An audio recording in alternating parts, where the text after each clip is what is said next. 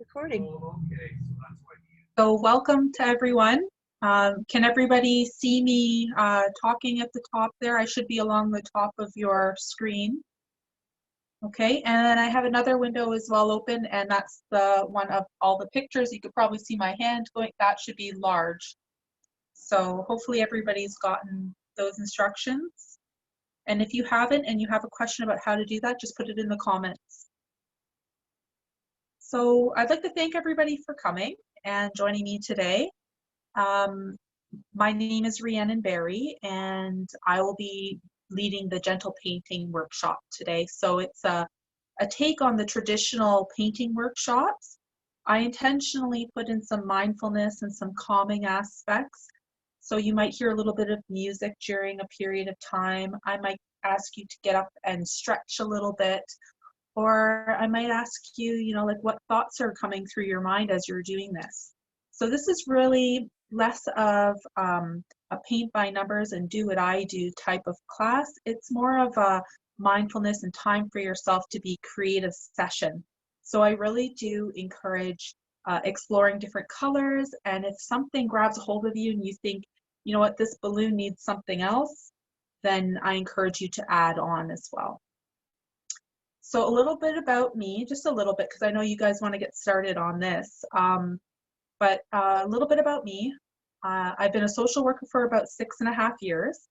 And in that time, I've developed a lot of art-based recreational therapy programming, and something that I really like to do. So I am pursuing additional credentials in art therapy right now. And I find this gentle painting workshop has been something that a lot of people like to take part in, both in person and over online, much more recently, now that we're all sort of separated a little bit. So again, thank you for joining me, and I hope that you do enjoy it. So I'm going to go over some of the supplies first that you'll be needing. So first, you will definitely need a rag or paper towels. I like to use a cloth rag, just something like an old shirt or an old sheet ripped up. And if you don't have that, paper towels are great. I also like to keep a little spray bottle handy. And this is so that I can add clean water to any paint colors that might be a little bit thick and need thinning out. If you don't have a spray bottle, that's okay. Just have 2 cups of water, one that's clean water and then one that you use to rinse all your brushes off. Now, if you don't have all these supplies, that's okay. I'm going to give you 5 minutes to run around and grab it all. But first, I'm going to go over everything you need. So again, maybe 2 glasses of water, some paper towel. You're also going to need a pencil, an eraser, or a pencil with an eraser. And then if you have a ruler, that would be really handy too. If you don't have a ruler, you just need something with a hard straight edge. So maybe a book or a piece of cardboard, something that can give you a little bit of a straight line so that you're not just freehanding the drawing, but it gives you a little bit of an edge. And if you don't have those things, you can run and grab them. Everybody should have, and I'll give you time to do that, but everybody should have a variety of paintbrushes. So I know when you do an in-person paint class, all the brushes are given to you. So online, it makes it a little bit more difficult because we all have different brushes, and that's okay. What I'm going to do is just show you what I'm going to use today, and then maybe an alternative that you can look for or you might have. I'm going to use a flat square brush to do most of the background. So that would include this area. If you don't have exactly this one, maybe you have this one. So this one comes in a pack at the dollar store. So any flat square brush that'll give you a little bit of coverage so that you can cover the back will work. And then also, I'll be using this brush to do the clouds But if you don't have one that's exactly like that, say maybe you have one that's smaller, and that's okay. So anything close to that. And also, if you don't have a brush like this, we will be using our fingers as well. So you are going to get a little dirty with your fingers making the clouds. So just get as close as you can. And then I also like to have some angle brushes. So if you have an angle brush, this is a really nice tool to have because it'll help you just get into some of the corners when you're painting the different colors. But again, you don't have to be exact on this painting, but it is a nice tool to have. So if you have an angle brush, keep that handy, and they do come in different sizes. So you might have a larger one, or you might have a smaller one, different sizes. So those are good to have too. And then any small brushes are nice to have around too, just in case you want to use them to fill in little spots that are harder to get.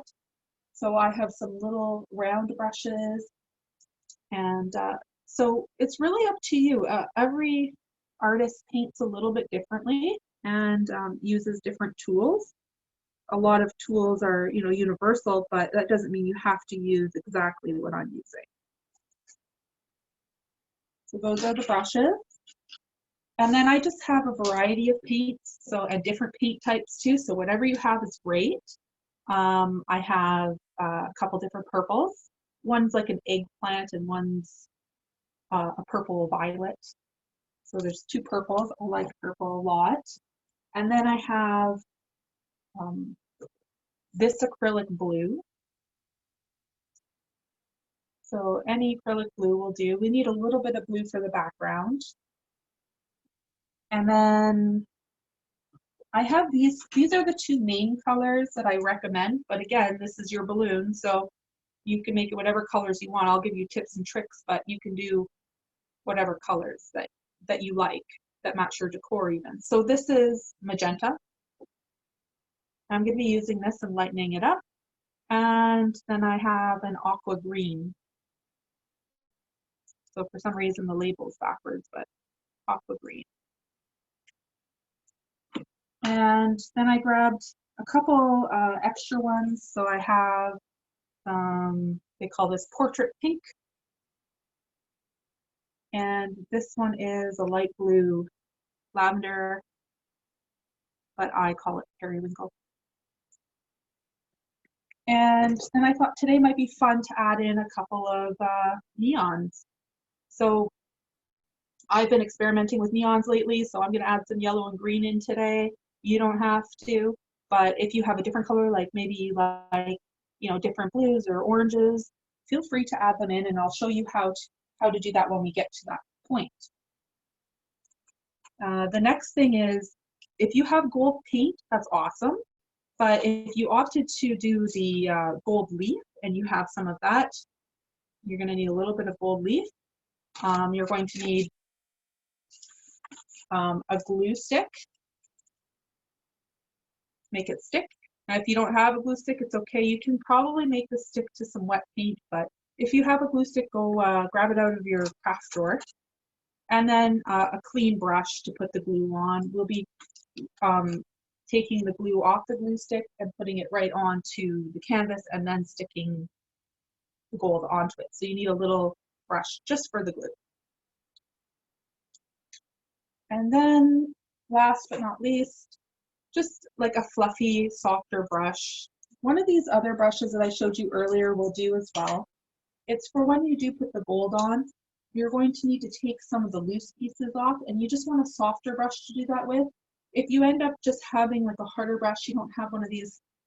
This is like a really old one that I have kind of sitting around. It's really fluffy, but if you have a harder one, you just go a little bit more gentle on it. You just don't go like that, right? Just take a little bit more time with it. So I'm going to give everybody 5 minutes now. You can get up and get, if you need a cloth for under your working station, a rag, a paper towel, an extra glass of clean water, or you need to run to get a pencil and eraser, maybe a ruler too. So you're going to have 5 minutes now to go and grab that stuff.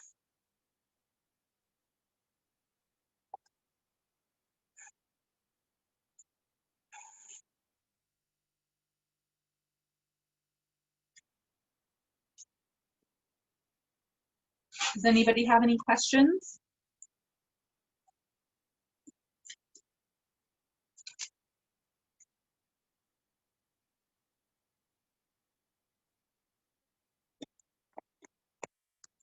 No questions, okay. Oh.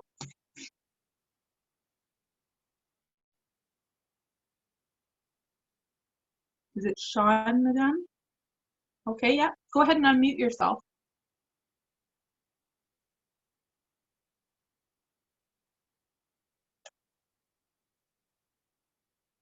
So if you look in the bottom left corner, there should be a little microphone. I just got the hello, hi. I mean, I could not manage to get, like, I just bought a set of paints. Probably like it doesn't have pink or something. It has blue, yellow, and stuffs. Maybe I can use whatever I want. I have, right? I have at this moment. What I'll do is I'll just kind of give you tips on which ones to add white to, and then which side should be darker. Okay. But yeah, you can use the paints that you have. Do you have a white there? Yeah, I have a white, I have orange and red, and a kind of green, brown, and blue, yellow. Okay, so you don't have to use all of them, but you can use as many as you like. So maybe kind of figure out which ones you like best, and we'll definitely need the white. Okay, I have white, yeah. Okay, good. You're welcome.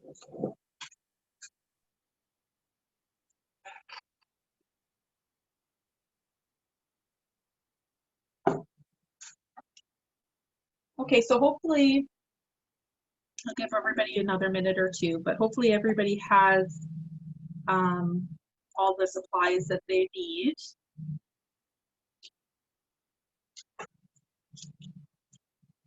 And like I said, if you don't have a ruler, just grab a book that's got a hard straight edge, or a piece of cardboard or something that you can use as a guide for drawing.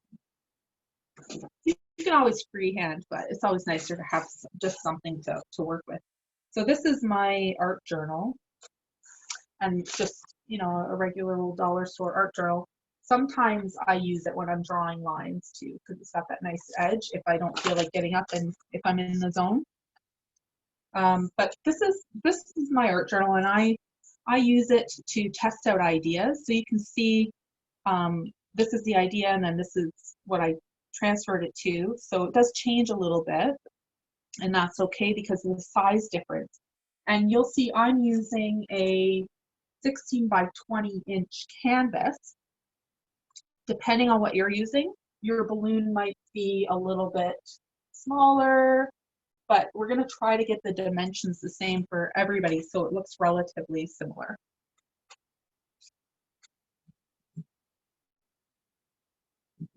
Okay, so if anybody needs more time, please let me know in the comments.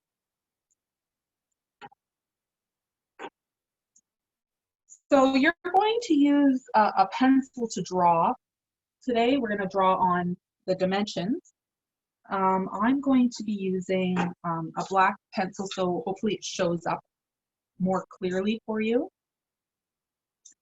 The first thing you want to do when you're mapping out where the balloon should go is drawing the box.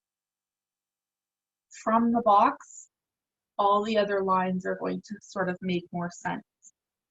So the first thing I did when I was looking at transferring it from journal to canvas was sort of estimate where everything would go. And I found that giving myself 3 inches from the bottom of my canvas and 5.5 inches from the side was where my sweet spot was. But again, this is a 20 by 16. So really, you just want to start by eyeing it. So you want to leave some room for the clouds, and you want it to be not in the exact middle of the canvas, over just a little bit, but you've got to make a decision about where that first little dot's going to be. And from that dot, you're going to draw a rectangle.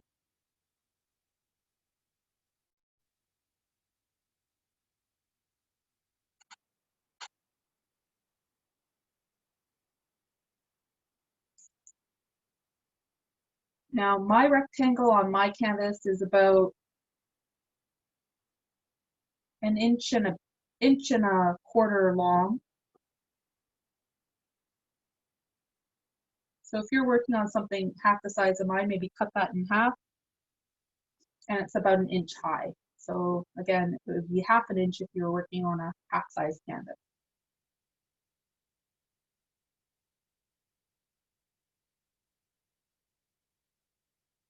From this corner here,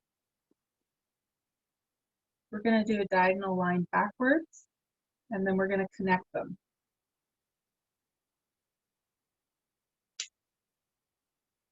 So we're creating the top to the basket. That will be the inside of our basket. And this is why you have the eraser too. So if you don't get it exactly right the first time, that's okay.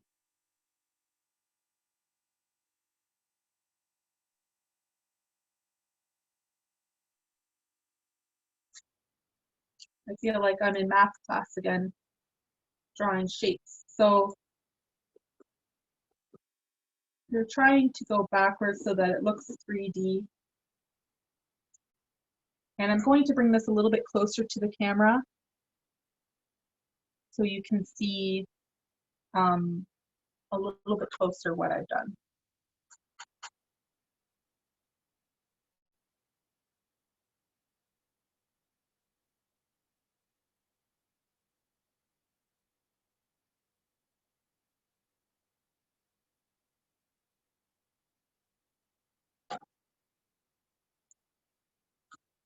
So you have to do what's right for your canvas size, and that's the trick here. And that's where the eraser comes in, really.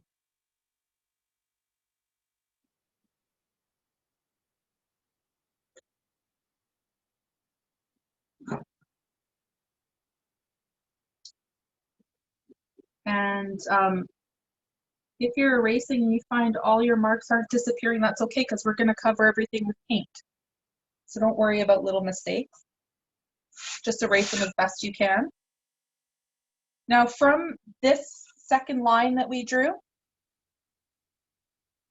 on the rectangle, we're going to go straight up the canvas all the way up. So it'll be our first line in our balloon.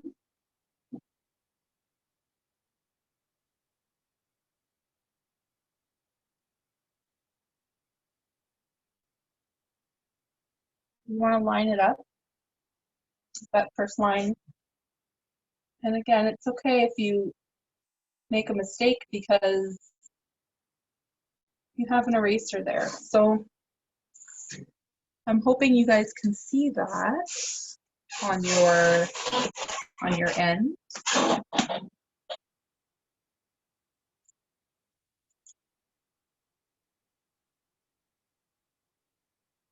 I'll try to make it darker.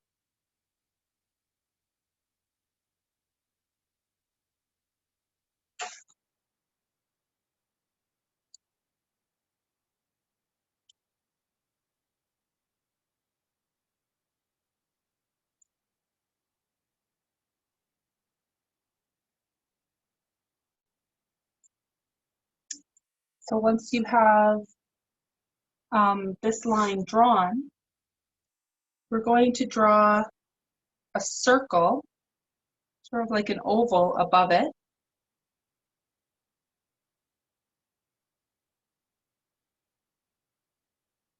And that's the opening of the air balloon.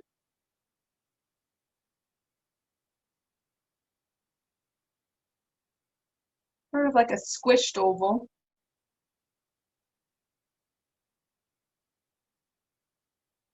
And then from each corner, we're going to connect the box to the oval. So we've already done this line. And this one and this one connect to the bottom of the oval.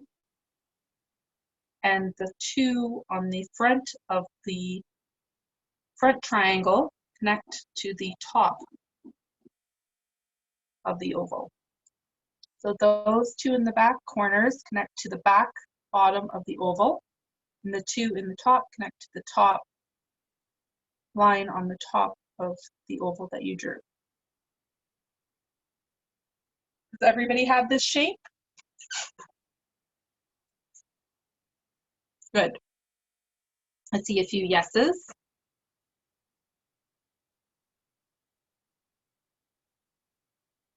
Okay. So from there, we're just going to map out where our starting and end points will be for the balloon. So you can see in the original, this side is lower than that side. So this side is about halfway. So find the halfway mark on your canvas and just draw a circle. And that's a guiding mark. And then on this side, draw something that's about a quarter of your canvas. And that's your next mark. So this side will be half, this side will be a quarter.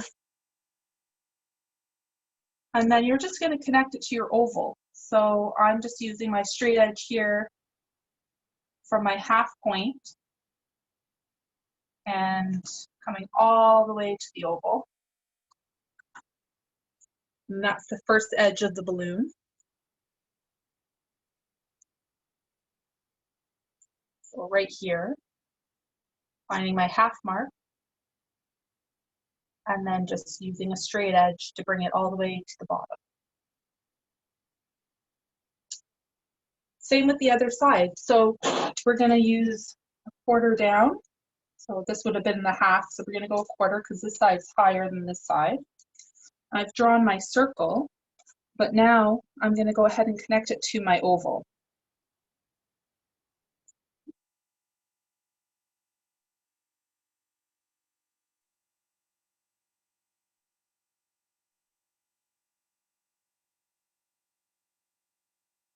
And if yours is up on an easel, it might be easier to lay it down and do this part.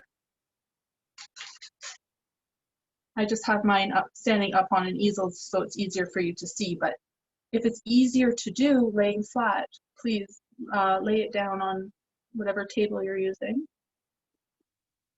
And again, if the first time doesn't work out for you, please feel free to erase as much as you need to.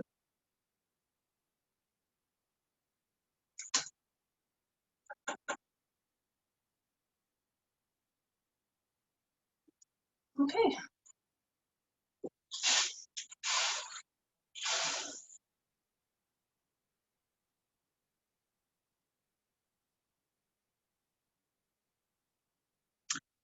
Okay, so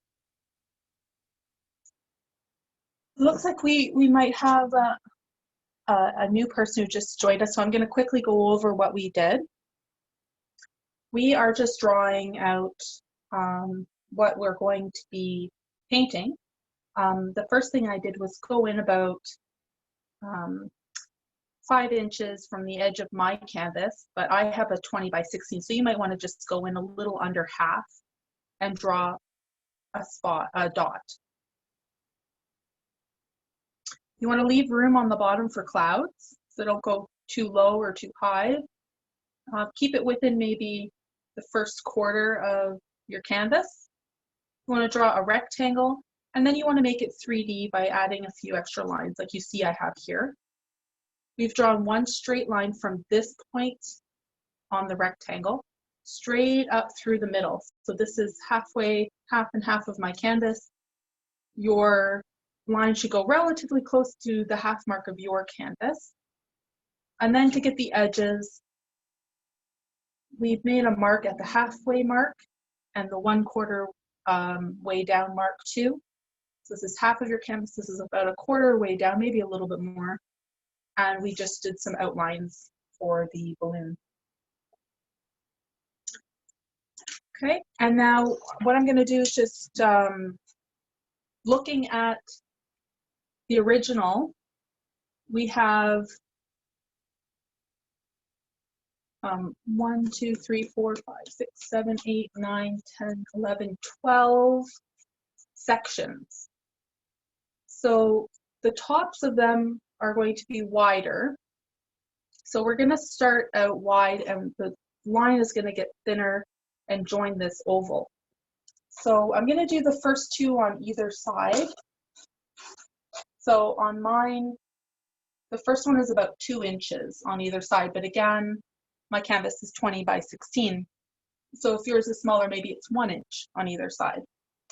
So you start at the top and you aim it towards the oval here. You take your straight edge and you make a line towards the oval like that. So this is line 1, this is line 2, and then I'll do an exact same line on the other side. So again, I'm just measuring to make sure it's the same.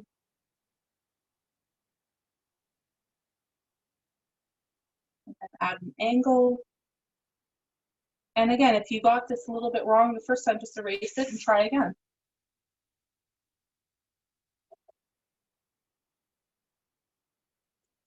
We have 3 hours together, so we can take some time on drawing this.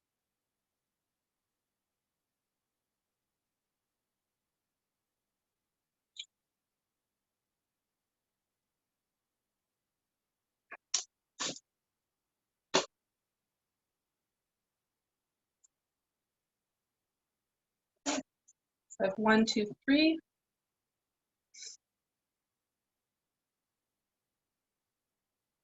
Now on this side, I'm going to mark the top of my canvas for where my next one is going to go. So you can see it's a little bit, it's a wide top again, coming down to a skinny bottom. And the following one, you're going to skip the corner. So this one, it will encompass the corner. And again, diagonal going down. You're going to have one more on this side right here, about halfway between your mark and that one.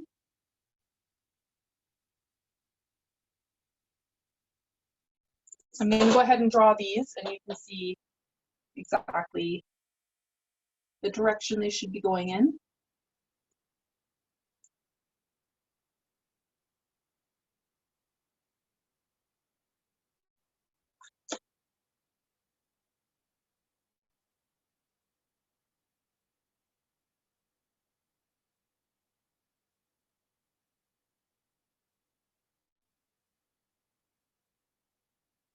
There. Okay, so I have 4 lines.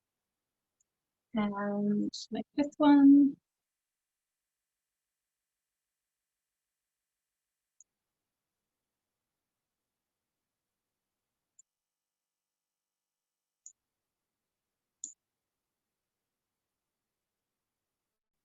They all have to meet down here at the oval.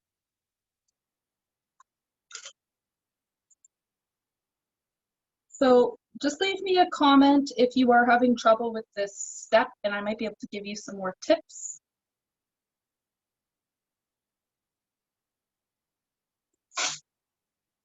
I'm going to make these a little bit darker for you.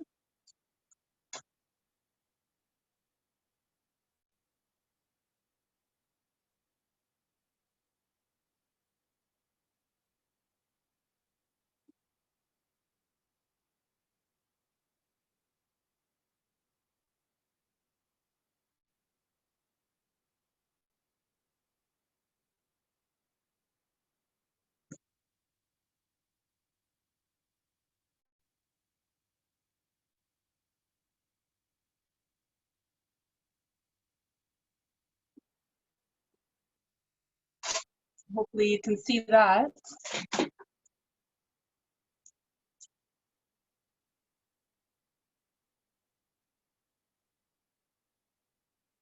On this side, so on this side, we have, this is our middle one. We have 1, 2, 3, 4, 5.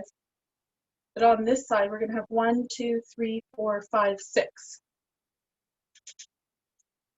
So you should have 1, 2, 3, 4, 5 this way from the middle. And then we're going to just mark out 6 more. So 1, 2, 3, 4, 5, 6, 7. So we need 6 more on this side. And they all should be aiming towards the diagonal towards your oval.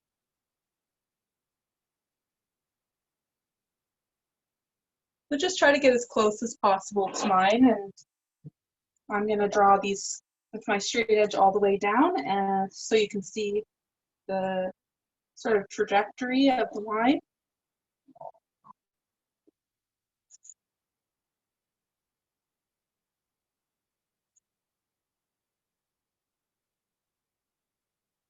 Now this one is right at the corner.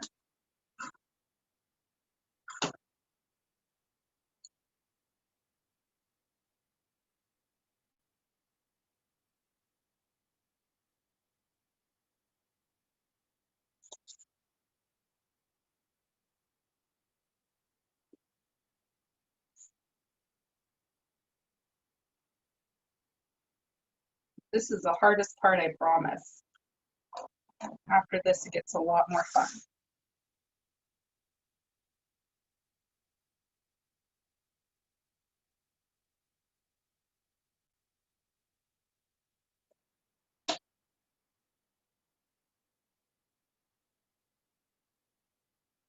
Okay. So I've got all my lines on there, and I'll wait for you to catch up. But I have 1, 2, 3, 4, 5, 6, 7, 8, 9, 10, 11, 12.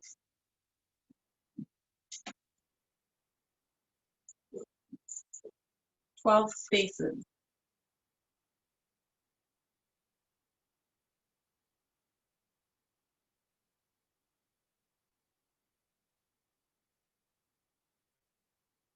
And that's the outline for our painting.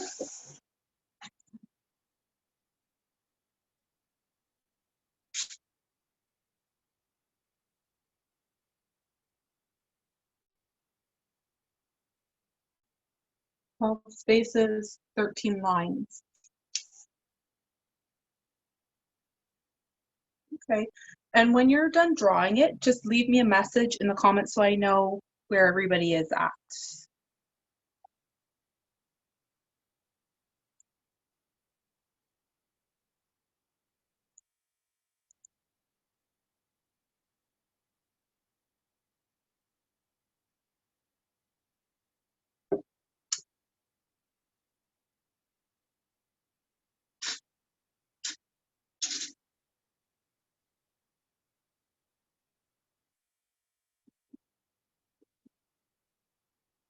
Okay, thanks, Samantha. Thanks, Mel. I'm just gonna work on erasing a few of these extra lines while other people catch up. Now's a good time if you want to get up and stretch your legs.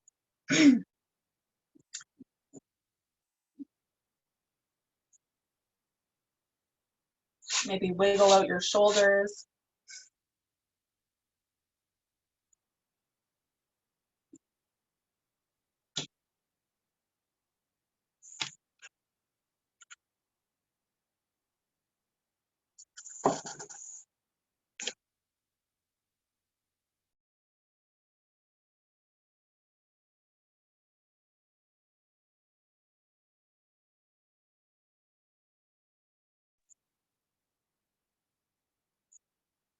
Okay.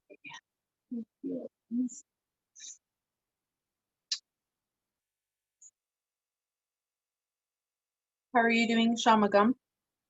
Good? Perfect. Thanks. Okay, so I'm going to start putting the paints that I want to use on my plate here. So hopefully you have a plate or a palette or something that you're using. And like I said, I really do like the magenta for this, so I'm going to put a little bit of that. And you can always put more as you go, so if you need more, feel free to add more. I would start out with just a little bit because I never know how much I'm going to need. And then this is the turquoise, no, this is the aqua green. So, aqua green. And And I'm just going to go ahead and put a few more colors. I'll put the purples. You'll definitely need blue and white for the clouds in the background, so add that to your plate.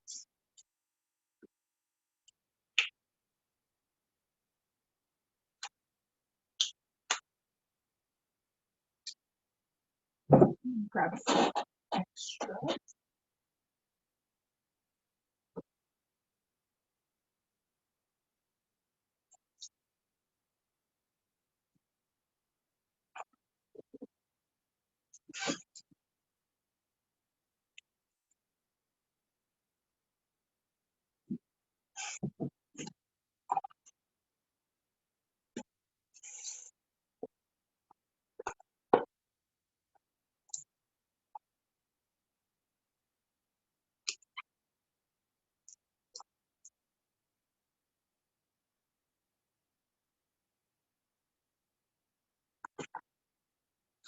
Oh, I have added a lot of white, and that's because we're going to use it to mix with colors, but we're also going to use a lot of it in the clouds in the background. You want a good amount of white on there. And then any colors that you find appealing. We'll work them into the painting as we go.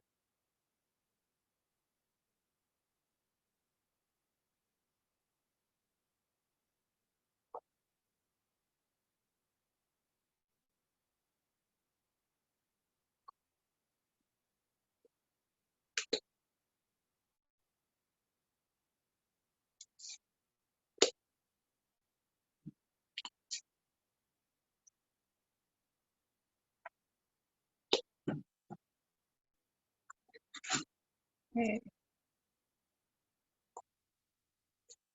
This is going to be a fun one. I'm putting a little bit of bright yellow and bright green out too, and we'll see how that works. I can put that in somewhere. So that's what my plate looks like right now. Yours might look a little bit different, but the techniques are all the same. So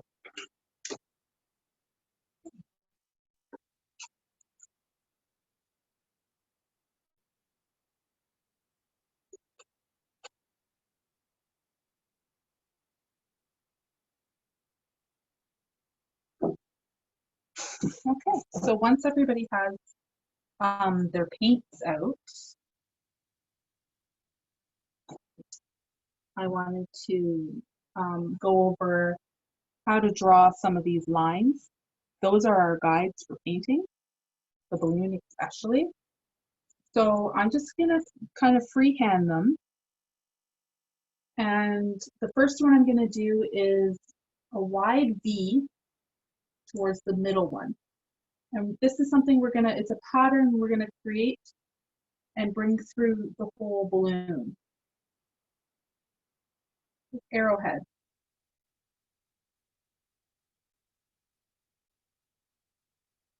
So this we're gonna take all the way down to the bottom.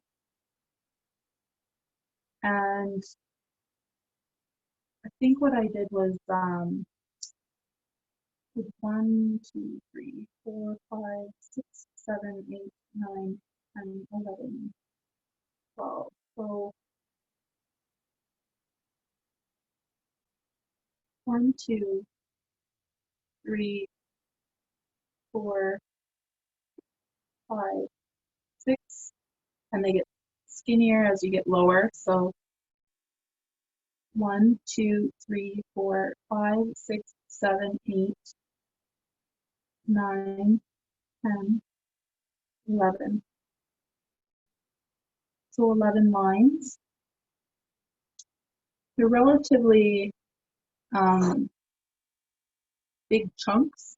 So don't go too close to each other. If you go too close to each other, that's okay too. You'll just have like a cool skinny sort of pattern going through one part of your balloon, which is fine. And then you just do the other side of the arrowhead.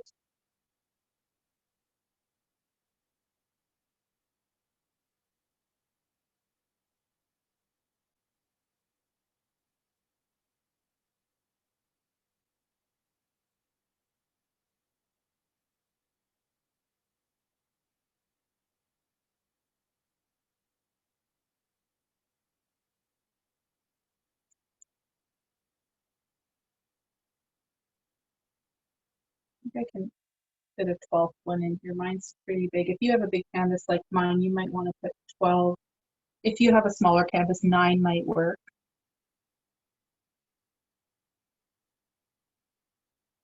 But I'm going to go with 12.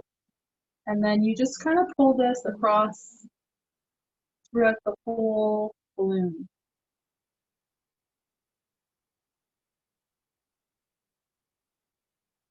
So if you've gone downwards, you're going to go upward. But you don't want to go straight across. It has to be an arrowhead. So down, up, down, up. You're going to pull it through the whole balloon. So that's the top. I'll show you on the bottom here. As the lines get skinnier, it's the same arrowhead.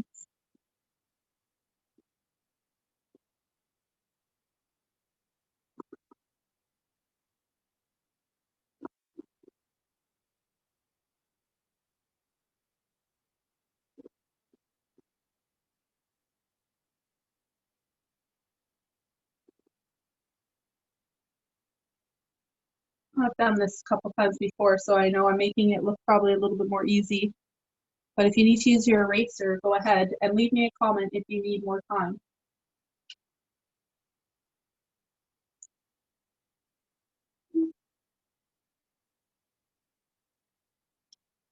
I went up when I should have went down there.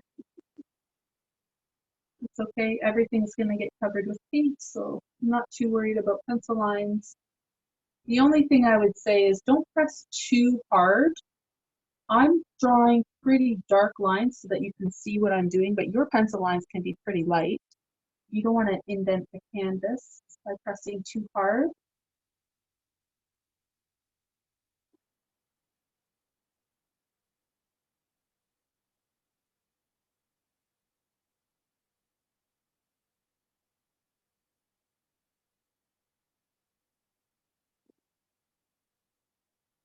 This is sort of a good time to clear your mind because you're doing a lot of repetitiveness here.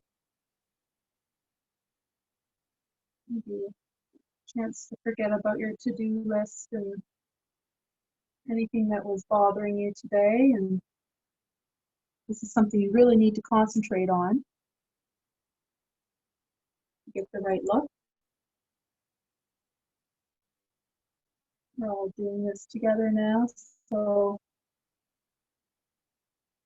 you can all help each other too. If you have a tip, you can leave it in the comments. If you found an easier way to do something, it works better for you.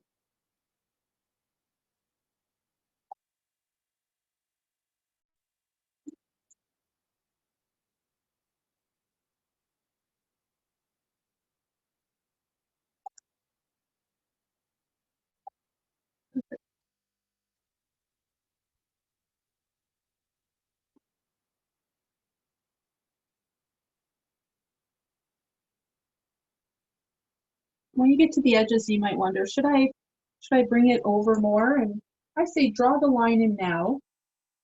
If you question it, if it seems like such a small area to you, you get to that edge, and you can decide later when you're in the painting part whether or not it's something you want to make a different color or not. But I say pull everything over as far as you can right now. You get to these sort of edges over here. It's kind of questionable, like, well, is this part of this one or is it part of that one? You're just going to have to decide. There we go.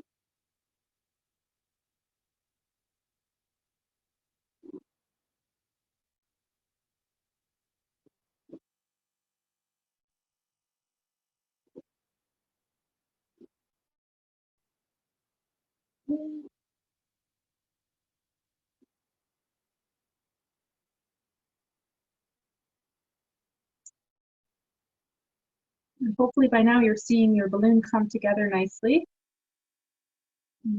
Stop and make adjustments if you need to.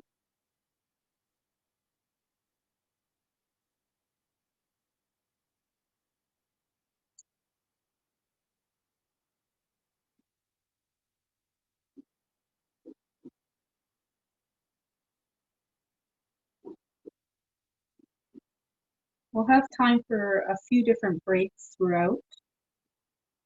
And I encourage you to always just kind of roll your shoulders out a little bit and maybe take a deep breath. If you're concentrating really, really hard, maybe let your tongue down from the top of your mouth and relax your jaw even. Some people get right into it.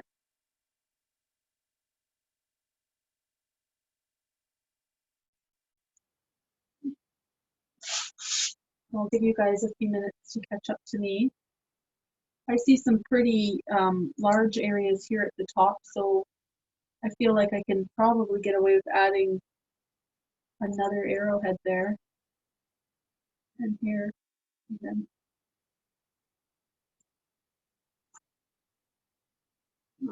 Not so much over here though.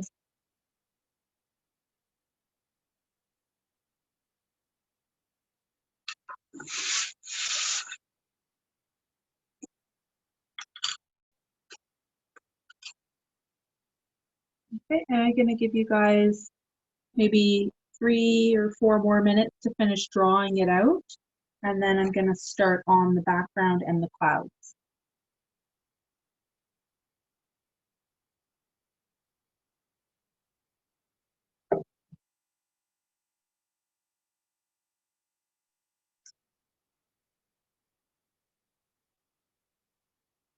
And again, you can let me know in the comments if you're finished drawing in the balloon.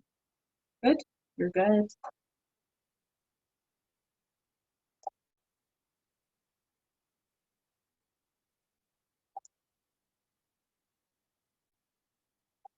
And don't be afraid to ask for more time. We do have another 2 hours together, so if you need more time, let me know.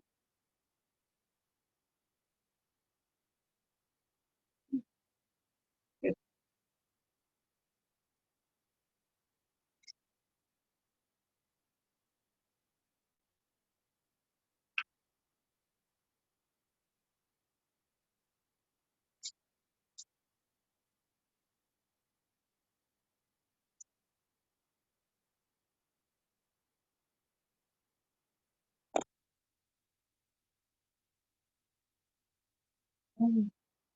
So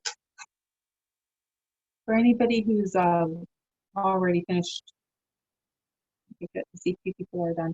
Okay, good.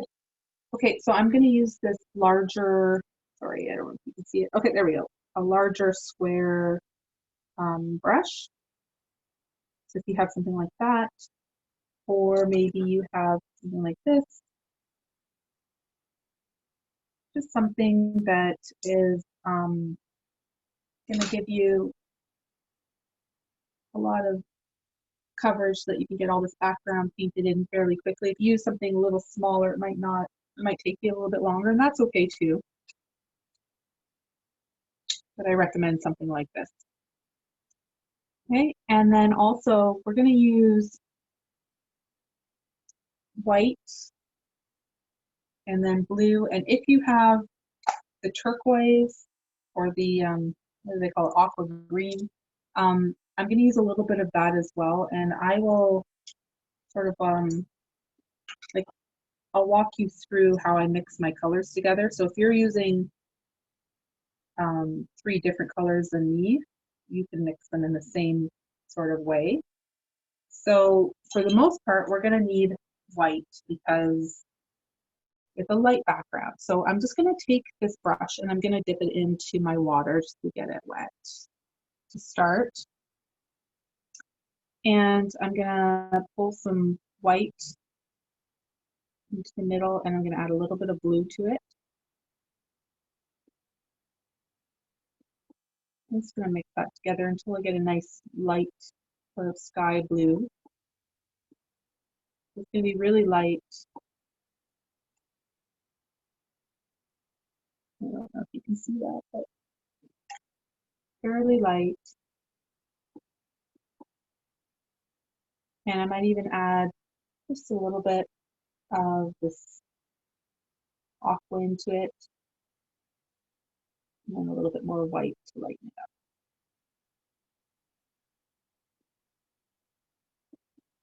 A little bit more blue. You're really mixing it until you get a sky color that you like. And if you only have blue and white, just make it a nice light white and blue. Now with my spray bottle, I am going to add just a spritz of water right to it. Sort of mix it all in there. We'll just thin it out. So depending on what kind of paint you're using, if you're using paint from the dollar store, you might have thinned out paint already. If you're using paint that's like a better, thicker brand of acrylic, you might need a little bit of water for just to make it spread a little bit more evenly and easier for you. We're just speaking right on to, this is a store-bought canvas. So because I enjoy a little bit of water when I'm painting, I'm just going to spritz my canvas maybe twice over here and once over here. If you don't have a spritz bottle, you can take your paintbrush and dip it in some clean water and add it right to your paint. Don't add too much though, because too much water in acrylic isn't great. Your paint will start separating, but a little bit is okay. You just don't want to go too much. So add a little bit if you're unsure. You can always add more later. If you find that your paint is like really trailing and catching on the canvas, it might be good to add either more paint, but then sometimes too, it could be that you need a little bit of water. So I guess what I'm doing right now is just I'm painting all around the edge and to the bottom of the canvas.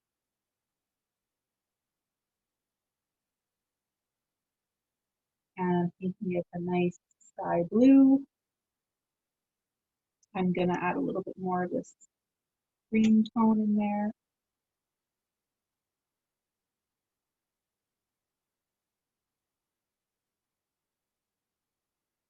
As you're painting,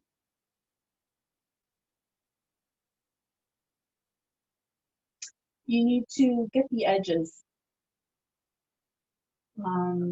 That's because you don't want it to be an afterthought and then the paint color you've mixed is all gone. You want it to match. So paint the edges as you go. And you can see I need to mix more of this paint. So I got my color and I'm just going to match it to what I already had mixed. So this is sort of, as you're going, you're figuring out how much paint you need. I'm going to add a little bit of water to it again. Mix it right in, and that's because I have a thicker paint. Get this side now, and the edges. I'm going all the way to the edge of the balloon.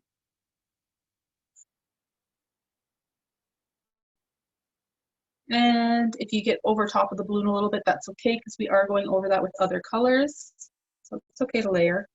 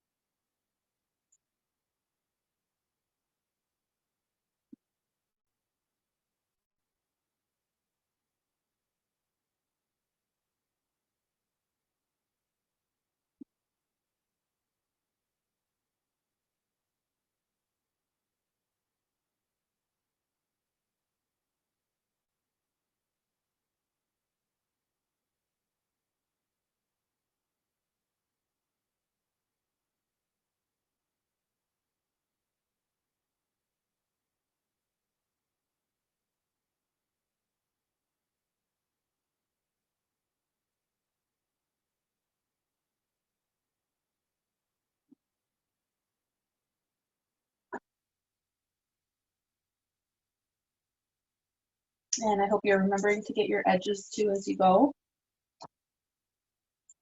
It's going to be a fairly thin layer of paint. Doesn't have to be super thick.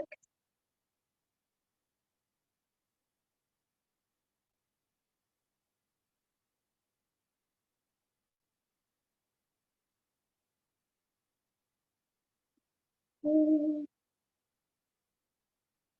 Just keep going. You get to the bottom. Now you're going to go around the box.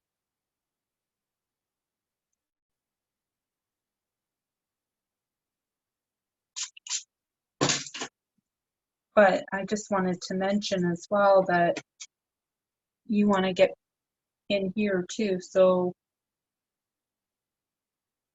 the background is in those spots as well. And you might find that using a smaller round brush works for that better. Just to get in there.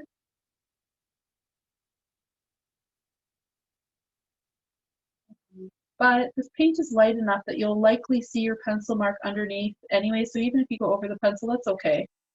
It's just a guide. We're going to paint over that pencil too, so we'll be able to find it again. It's important to get those little spots after going around your box.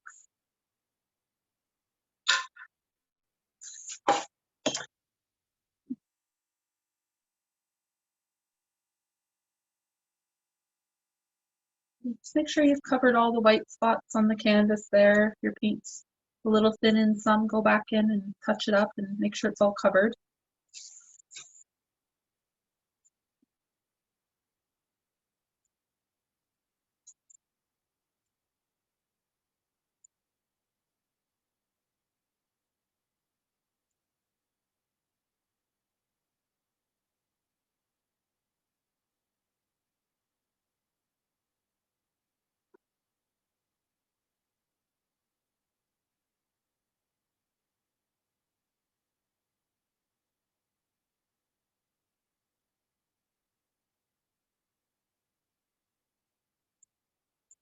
So I'm not going to go all the way to the bottom because I know I'm going to be adding clouds. So I think this is probably as far down as I'm going to go right now. If you went all the way to the bottom, that's okay.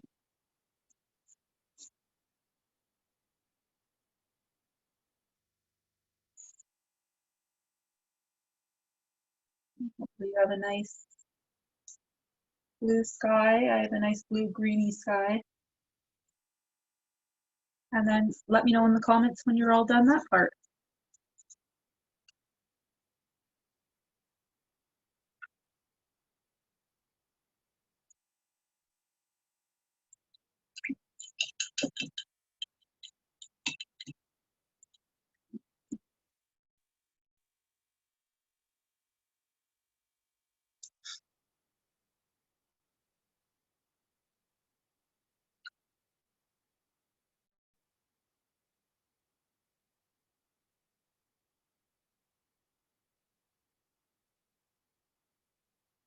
So mine is a little bit more. While I'm waiting for you guys to let me know. You've reached the same point as me. Just leave me a comment.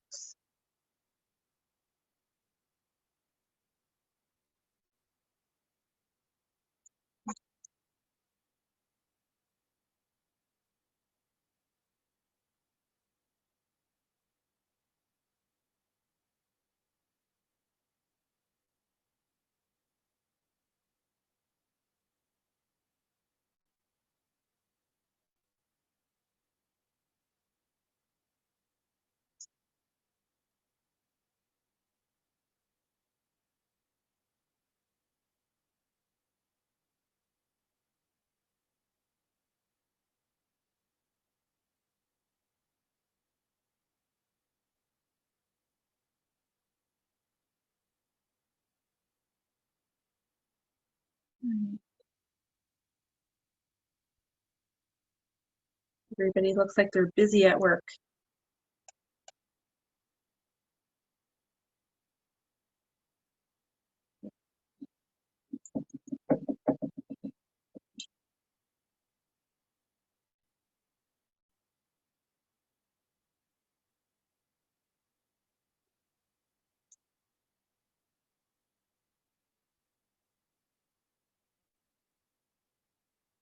Okay, is everybody caught up? Good, I see one yes.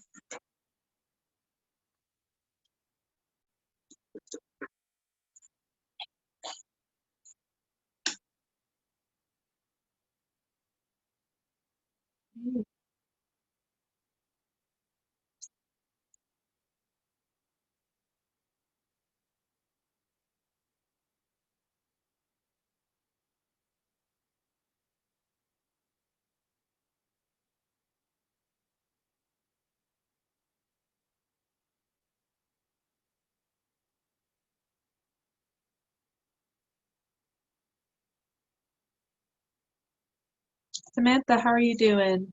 And Mel, you guys caught up to this point?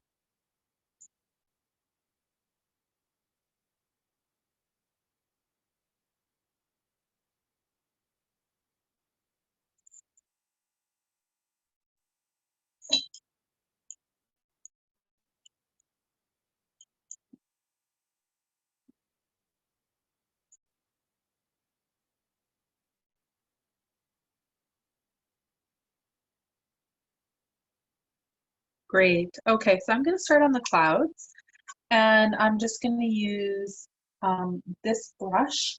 And again, if you have something similar, that's great. If not, we're also going to use our fingers, and I can show you how to make the clouds with your fingers and with the brush. So I'm just going to start on this side with the brush. So I'm just going to use mainly the white. We want a lot of white. So you're going to load your brush up, and then I'm going to throw in a tiny little bit of magenta. So I'm just going to dip my brush in a little bit of magenta, just a little bit, and we're just going to test it out and see how it goes. The clouds are pretty easy, and they're very abstract, so there's nothing really like wrong that you can do, but you're just going to sort of make these billowy sort of like half circles. You can see my magenta is really showing up on there. So that's nice. So I've got a little bit of color already. And I'm just sort of tapping it in and letting the brush sort of create these half circles. Nice little billows. Then I'm going to tap it back into just the white. And I'm going to come in and like add more white to it. So you can see as you add, you're creating layers of cloud.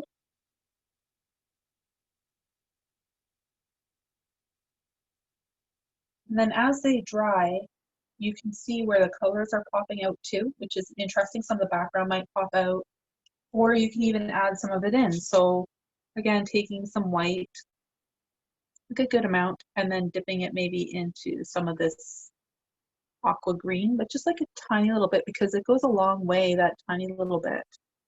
And then doing the same thing. So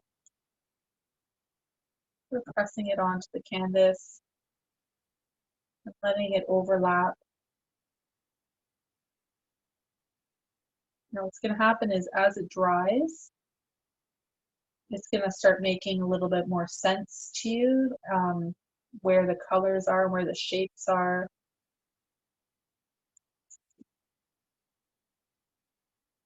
Again, I'll go back in with more white. These clouds are nice and white. More billowy little areas.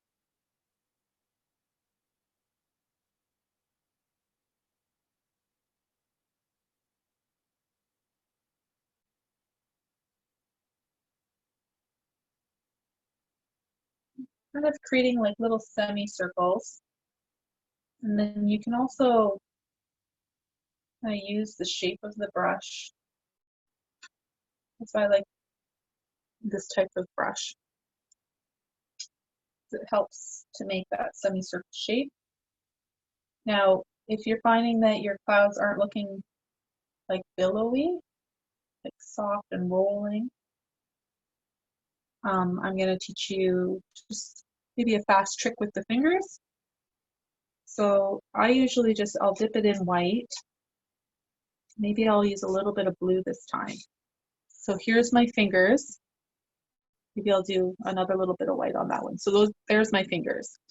And I'm gonna sort of back up for this one so that you can. And I'm just gonna go like this, and then I'll add a little bit of blue here.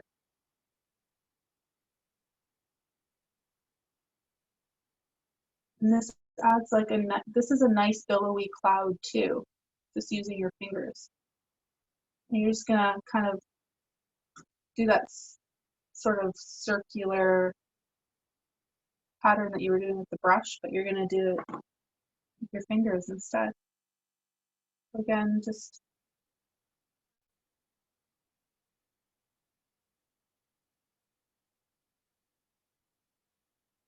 semicircles. Now, this is messy, so make sure you have your rag on hand. But you can see both work.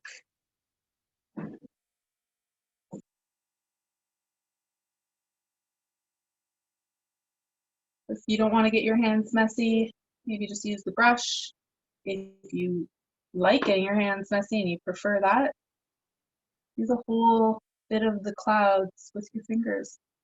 So I'm just going to bring my clouds up a little bit more on each side just by doing those sort of half circles and layering half circles here, and I can always half brush and half fingers too, so I can push the paint where I want it to go. And you can already see that the side you started on is likely drying a little bit, and you can see some of the cloud shapes coming out now.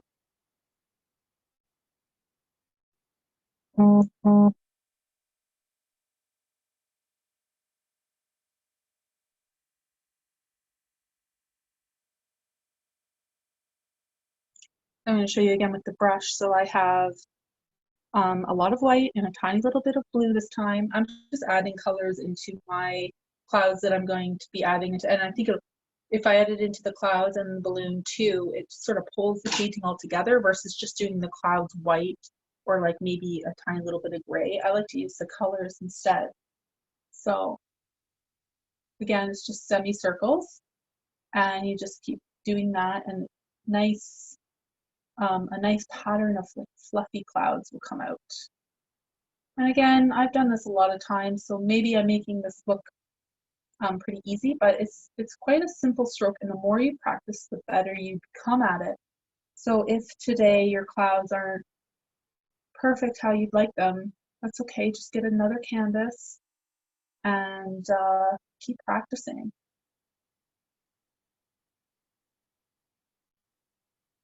But I'm sure everybody's is going to be wonderful today, and a little bit different from everybody's. So that's what's fun about this, is everybody gets to add their own colors, and we'll all have a little bit of a different looking end result. I'm going to add some pink in my clouds now. If you don't have pink and you have a white or a red, just maybe add a tiny little bit of red to get that pinky look.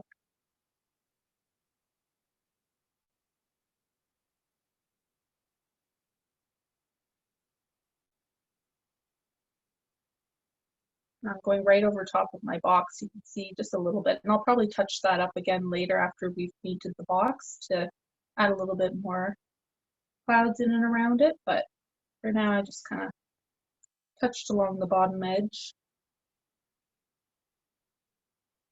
You might need to add more white to your plate at this point because we are using quite a bit of white. So make sure you're covering your canvas. If you need to add more paint, please do.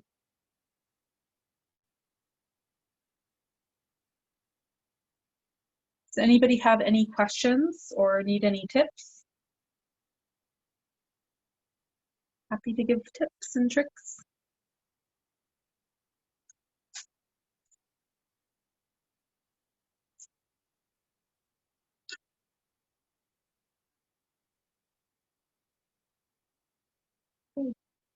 And this might just be the first layer that we're putting on. You might want to come back to it after it's dried and do some more touch-ups after too, like after we're all finished the balloon. And that's okay. That's good. See, it takes on a different form once it dries and all the colors sort of set. And you can always get up from wherever you're painting and maybe walk backwards in the room and like look at it from very far away, and different ideas will pop out at you. Since we're sitting so close to it for so long, we get very used to it. And when you get too used to something like this, you end up seeing flaws maybe, or not seeing like the bigger picture of how it's coming together. So I do encourage you, like, get up, step back every once in a while, get another perspective on what you're doing. So maybe if after you've filled in all your cloud section, you want to do that before we move into the balloon, that's a really good idea.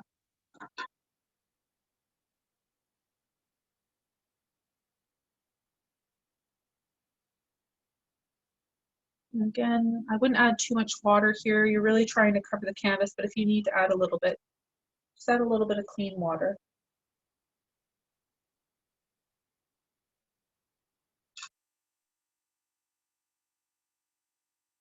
And again, for my finger painters, I'll go back in with my fingers in a second and join you. Put color on there.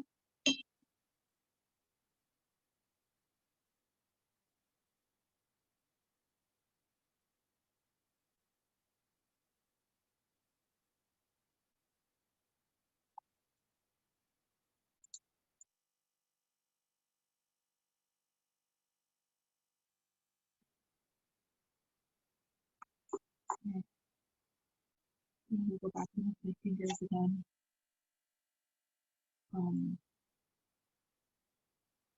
Putting some paint on my fingers, some white, a little bit. I'm gonna go in, add a few billows here and there.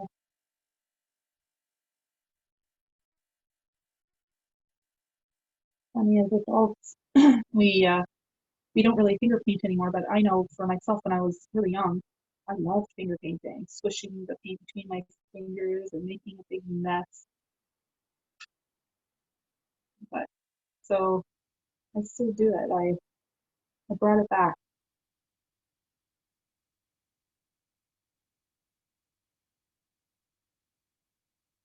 Just going in circles. Make sure you got a good amount on there.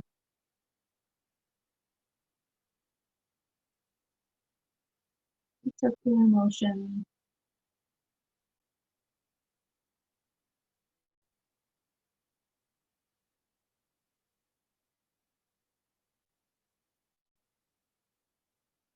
You're going to bring it all the way to the bottom of the canvas.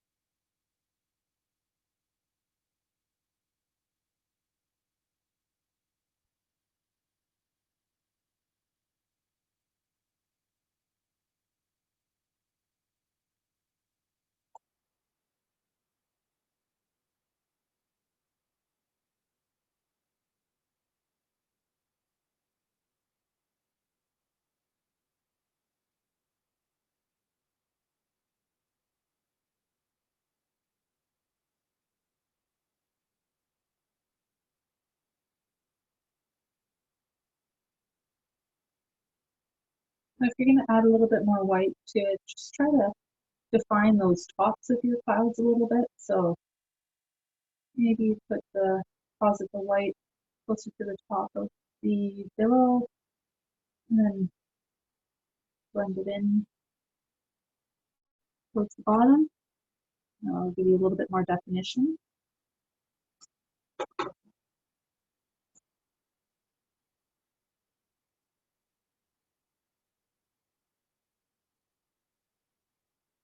Yeah, it's fun, Ziggy. I like finger painting. I have one painting actually a tutorial called Smoky Mountains, and it's 95% finger painting. So much fun and messy.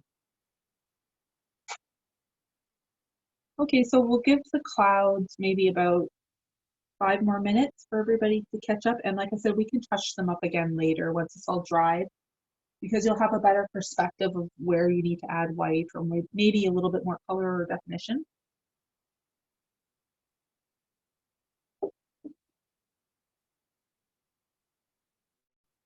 And also please message me if you're falling very far behind. If you're just joining us, I don't know if we can catch you up at this point, but definitely you're welcome to watch us all get through this painting together. And there will be a video that we'll be able to post later on that you can see on the Figment website, or even on my website or social media. I'll be adding it or uploading it. I'm on Facebook. I have an art group called Art by Rhiannon Berry, so that's pretty easy to remember. My name's Rhiannon Berry. And then on Instagram, I'm under Rhiannon Berry Art. You can also find it on my website. I'll likely upload it onto my website. It's called www.thewhimsyartloft.ca, and I can add those in the comments actually for you in case you're looking later on and you wanna catch up.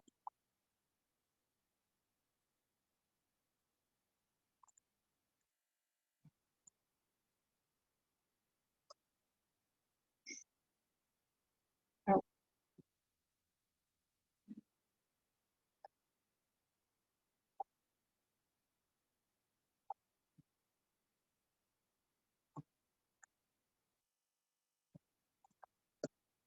I hope everybody who was finger painting made sure they had a rag handy, because I know how that can go all over your pants and your clothes, and it's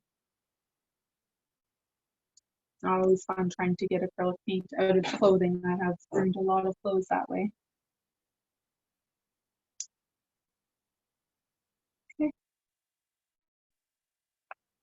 Maybe 3 more minutes with those clouds for now, and then we'll touch them up again later.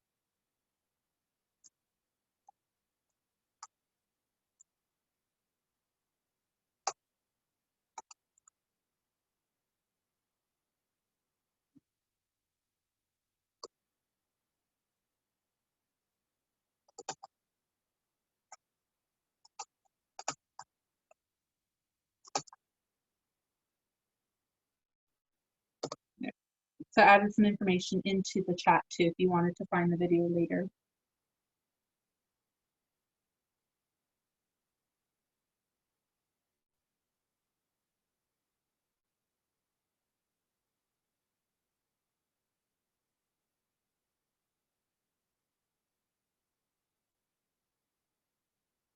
Okay, so we've got a couple of people done.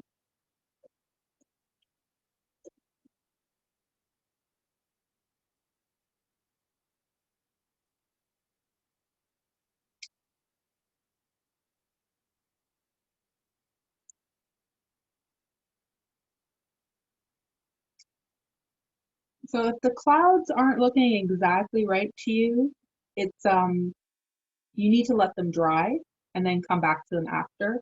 That's my tip.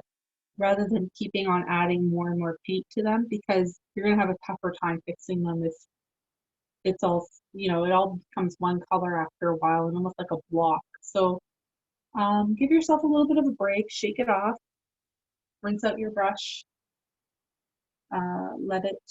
let it dry. We'll come back to it.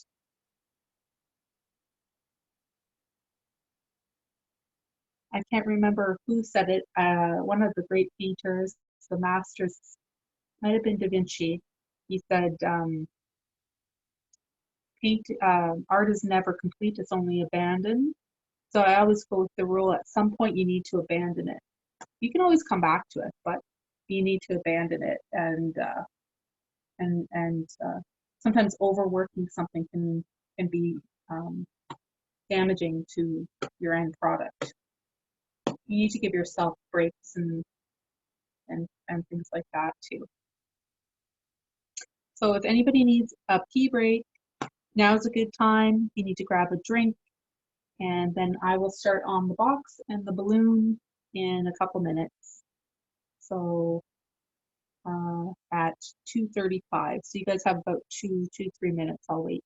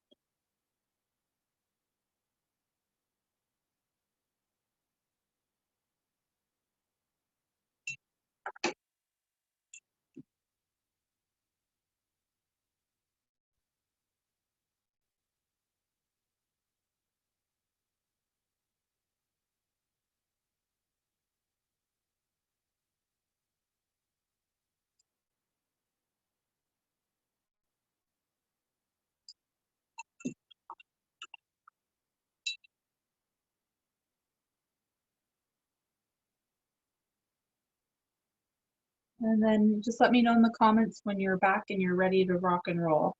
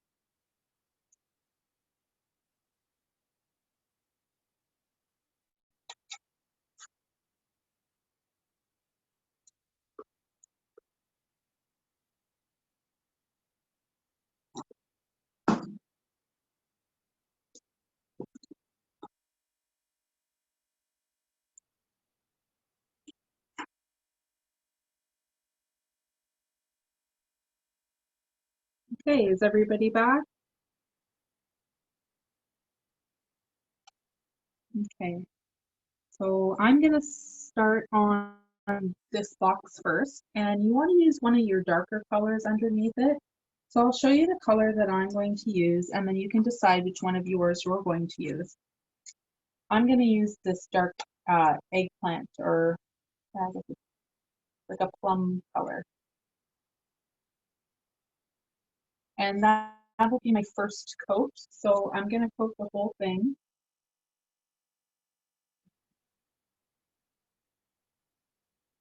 And we'll come back in here again. Like I said, once they dry, we'll come back in with some more white. So don't worry too much about if you're going over top of clouds or touching them.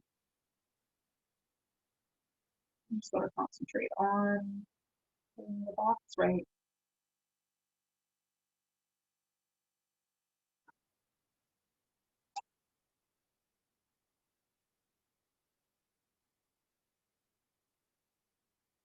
All right.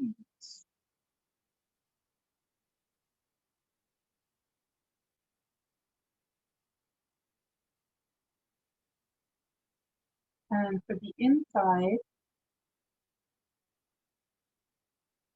what I'm going to do is I'll add a tiny bit of white and make a sort of a mixture of the two. So my plum and my white. I'm just gonna lighten up the middle or the inside a little bit.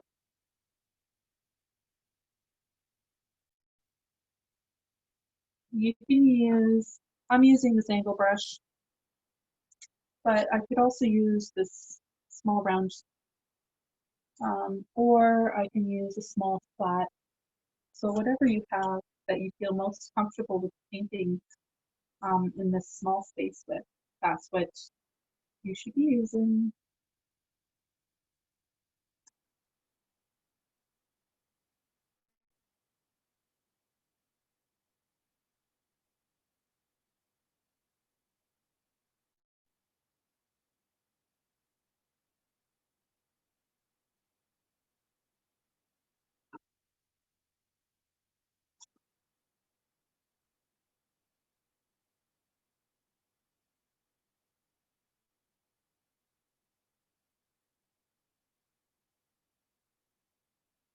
Okay, so I got my first layer in.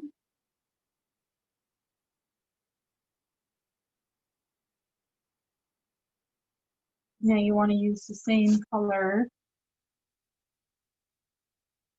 I was using the eggplant with a little bit of white. And you want to do this, the inner part of this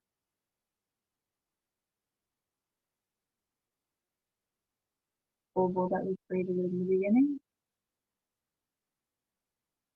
So again, a dark color.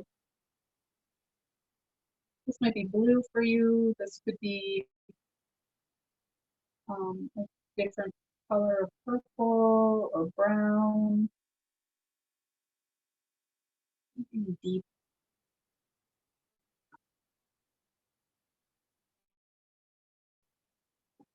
And whatever you choose will be fine.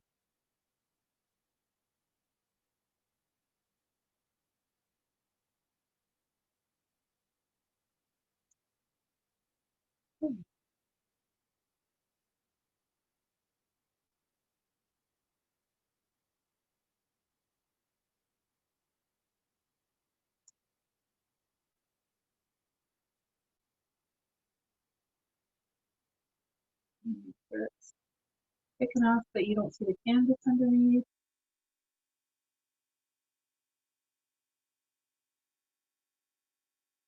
There you go. So we've got the box and the oval done.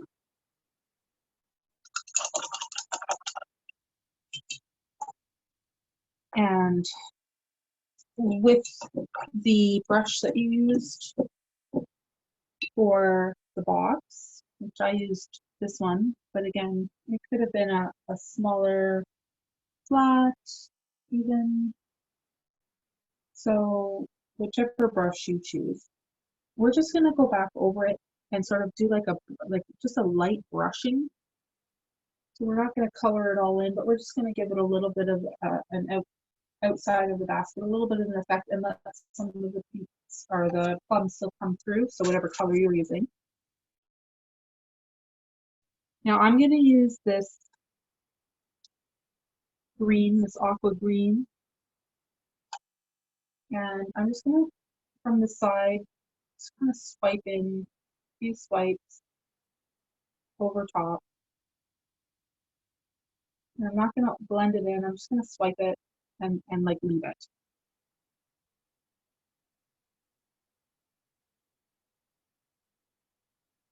And if you miss that, I'm going to do it again on the side here. So you can look up and catch it again. I'm just going to kind of just swipe it in, and I'm just going to leave it. So there's not a lot of, there's no blending it. It's just going to lay over top of this color. I'm going to add a little bit to the edges. So we're just creating like an illusion, a little bit of interest and an illusion. And just for that basket, nothing crazy, nothing too technical. I'm going to add a little bit of white as well. So same brush, I'm going to add a little swipe of white over here.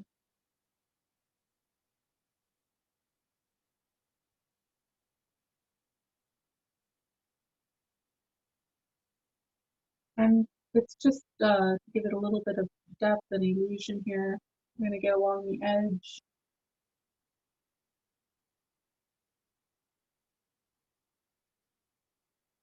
And then once we have some color on that box, we're going to go ahead and highlight these 4 strings holding the balloon to the box. The first color I'm going to use, I guess it will be this purple, but you can use blue, or you can use the same color that you used for the box, the dark color there. And I'm just going to put a swipe of purple and then on each one. And this front one goes right over top. The back ones come from the back corners up to the bottom. And we'll let that dry for a second, and once it's dry, we'll add some white over top of it in the exact same way we just did the purple or the plum or whatever color you used for your string.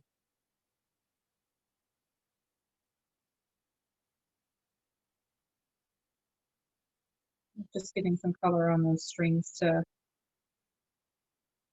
show how the box is attaching to this giant balloon.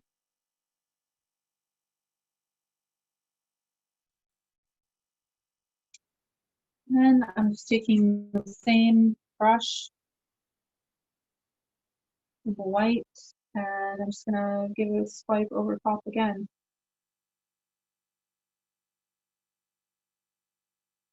Doesn't have to be anything too technical or fancy.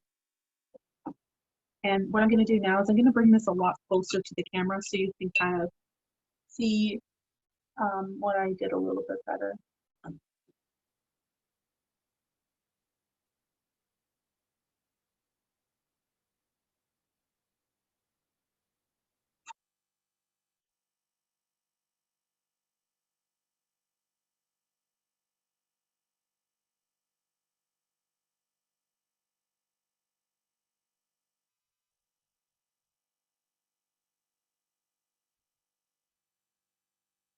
So hopefully everybody's had a chance to check this out up close.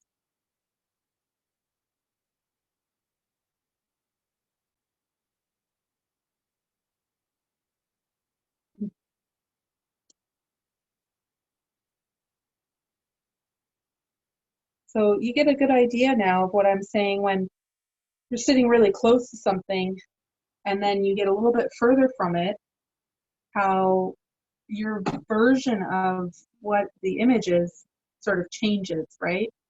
So we're working really close to ours. So I do encourage you to get up and just sort of step back a little bit and kind of take it in.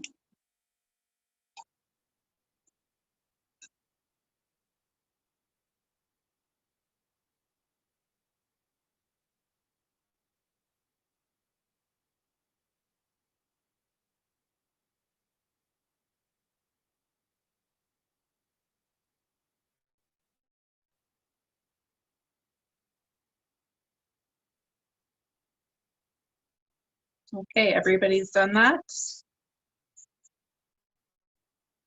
I'll give you another minute to catch up. Finding some spots on the edge of mine and just putting those edges while I wait.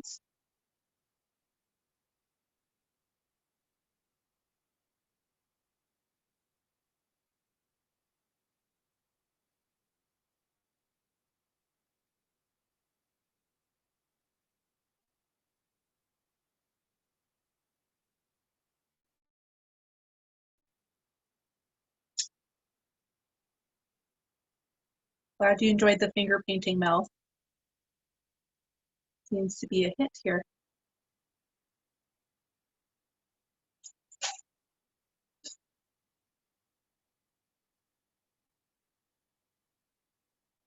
Okay, so hopefully everybody has this little box done.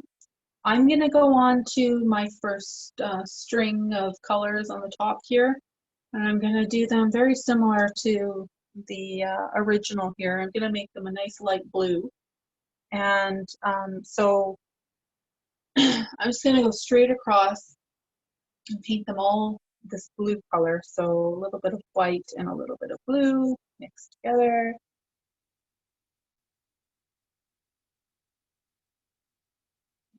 Good amount because I got to get all of those colored.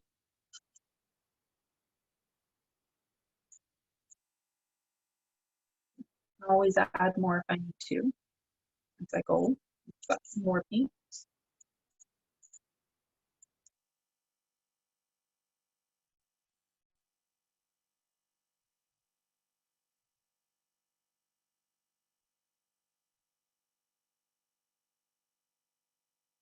Maybe a fairly medium light blue, not too light. So I've mixed my blue and my white, and I'm going to add a little bit of this green, aqua green in there too.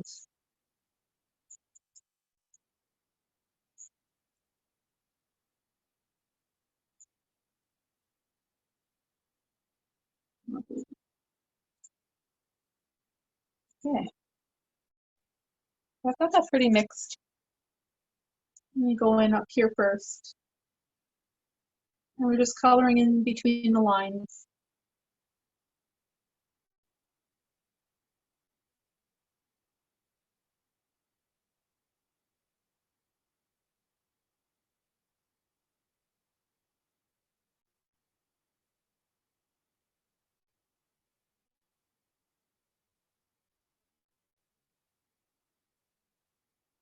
So for this line, we're just going to paint it all the same blue, or whatever color you've chosen for the first line.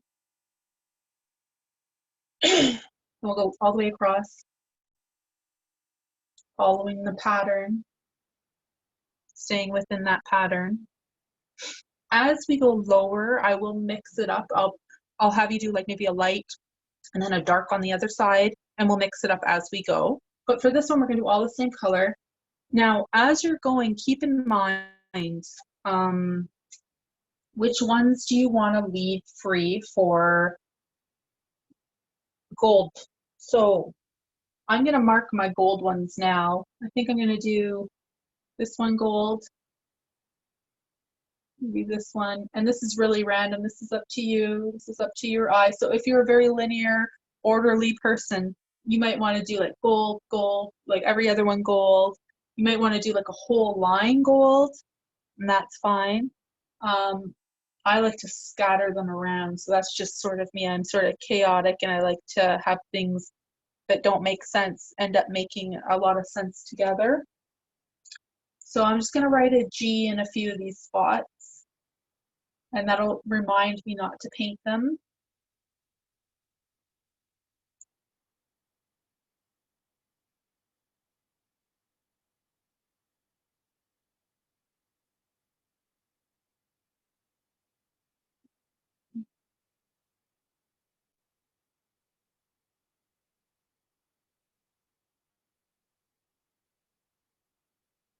I guess I'll do 10 altogether, 10 spots for me.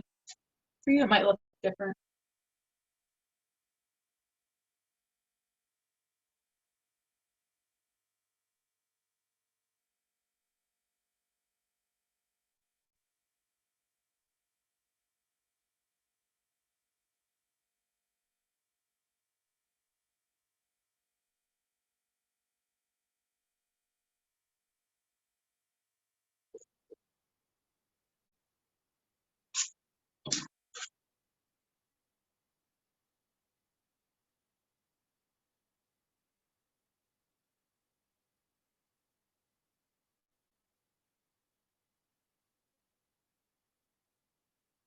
I like to use the angle brush for this because I can get in those corners fairly easy, but I can also go right along the line with it.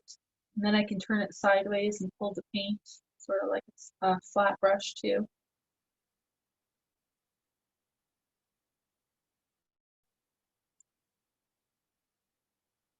But if you don't have an angled brush, that's okay. Just do the best you can.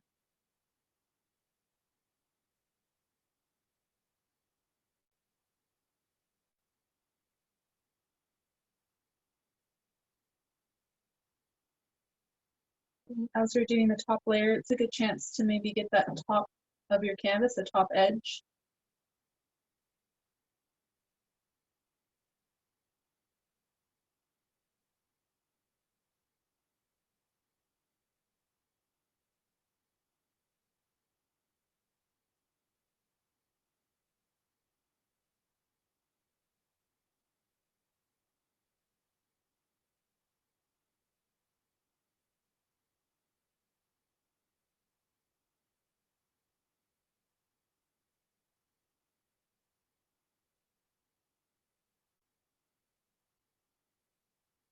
So if you're finding that maybe your pencil marks need to come down a little bit more, you can adjust it now with the paint.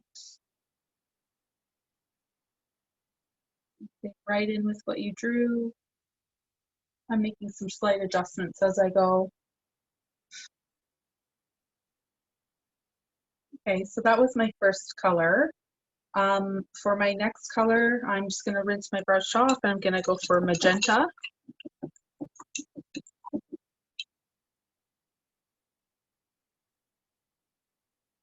I'm going to lighten it up a little bit. So this is my magenta. A nice amount there, some white in there.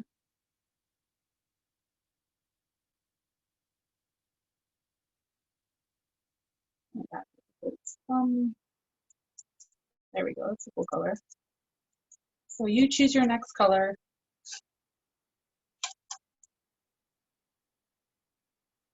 And we'll lighten it all up again.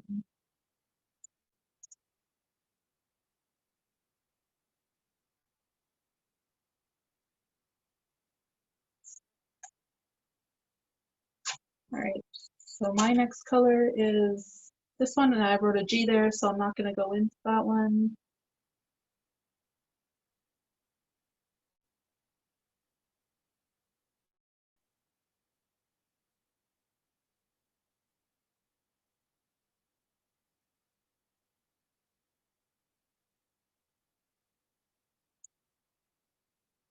I'm going to grab a little bit more white to this side. So this one.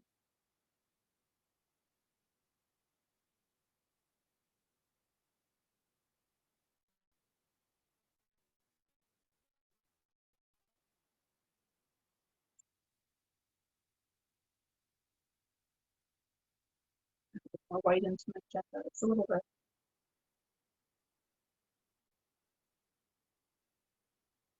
Okay, and so on. So I'm gonna do all of these.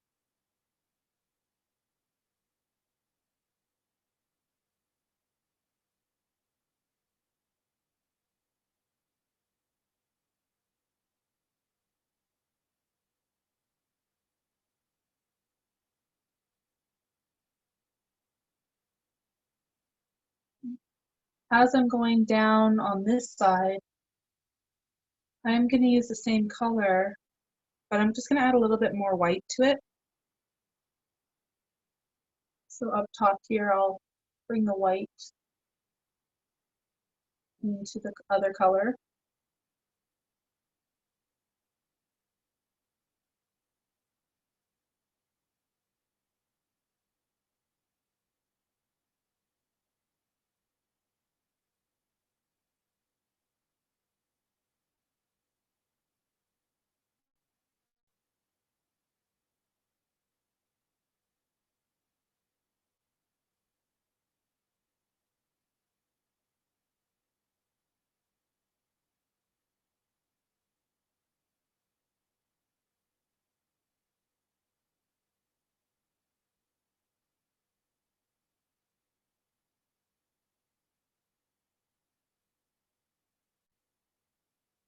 If you want to put on some music for this part on your end, there'll be a lot of time just us sharing some painting time together, and not an awful lot of instruction from me. Just I'll pipe in every now and again as we start a new line, or so that you can look up and maybe see what I'm doing. But now's a good time if you have, you know, a favorite playlist or something, you can throw it on.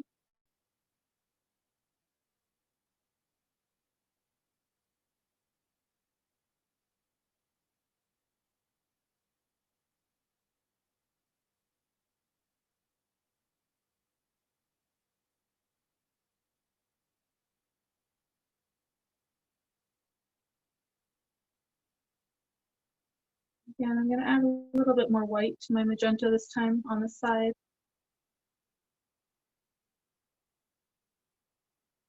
Sticking in the same color family, but I'm just lightening it up.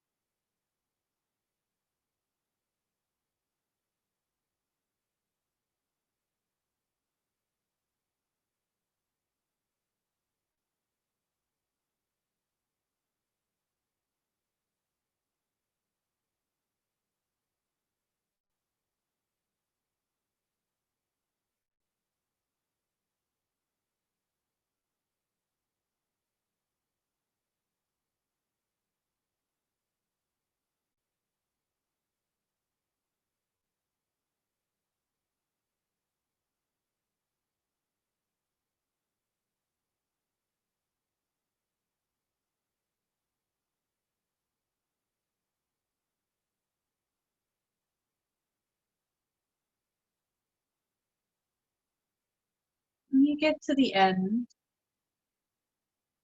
you can paint the edge of your canvas the color that you're using at that particular time. It matches. I'm just kind of doing mine quickly. You can spend a little bit more time doing that if you'd like.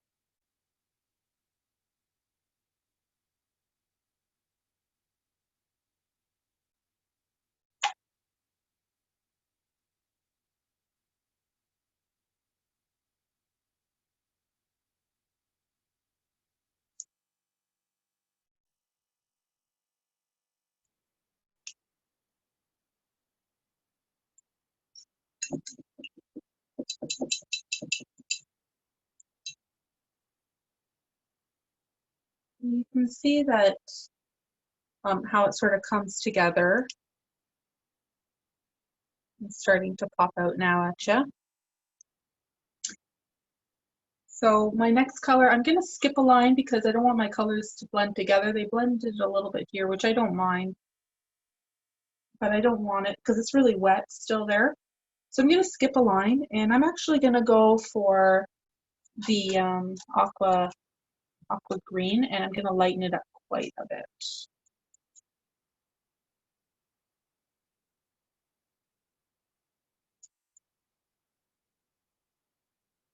Might even add a little spray of water to it.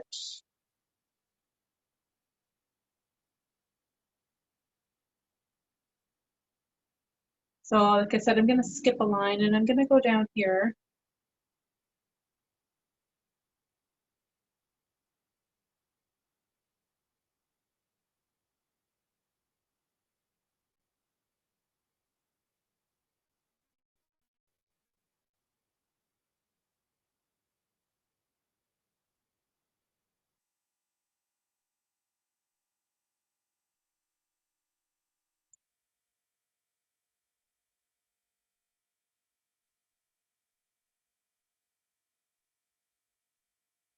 We're pretty much doing the same color all the way across, but you can see in the original I did mix it up. Once in a while I put a few different colors in the same line, and I'll do one of those next just to show you sort of how it's done.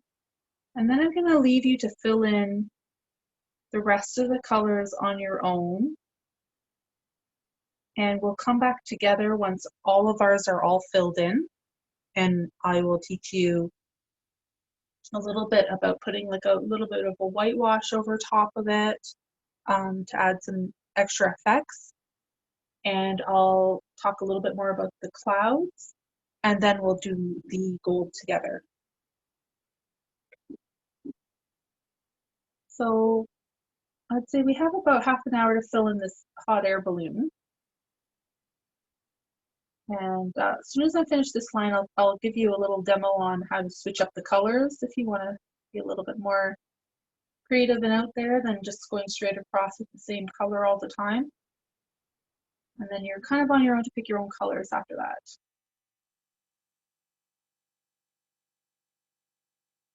And also, if we do end up going over time a little bit, it's not a problem.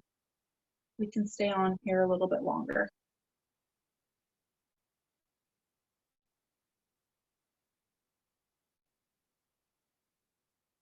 I guess that one's not gold anymore. Well, it still could be there.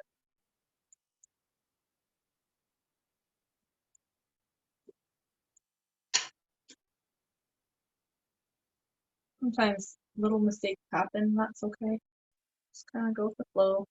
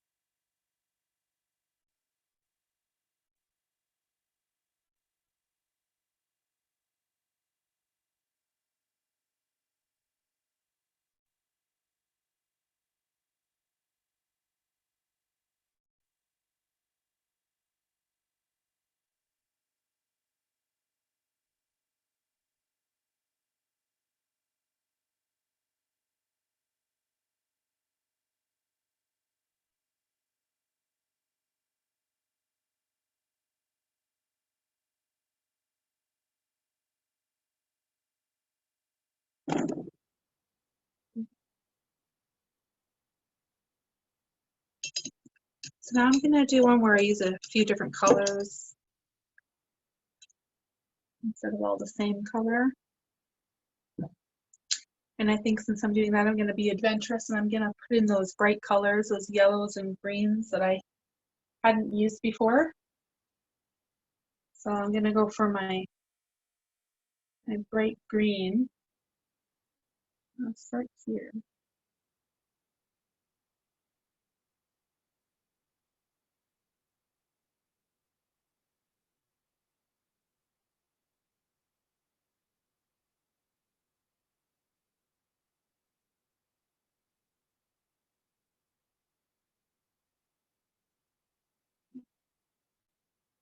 And I'll skip two and then I'll do green again here. Skip two, green there, skip two, green there, skip two.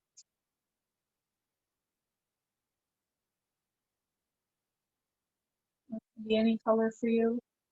It can be purple, it can be orange, it can be white if you really want it.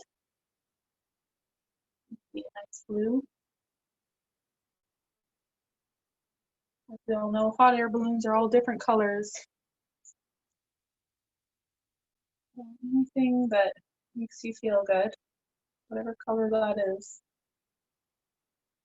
that's the perfect color.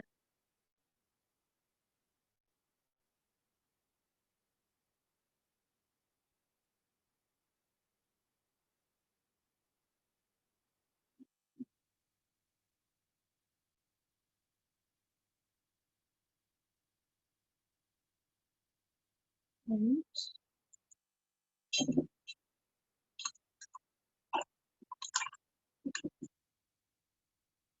I'm going to use a blue. I'm going to take some of this blue, it's dark blue. I'm going to put some of this green in it. See what we come up with. That's a nice blue. And some more white. Get some more white on my plate, but yeah, I think that's a nice blue. So I'm going to do blue there, there, there, and there.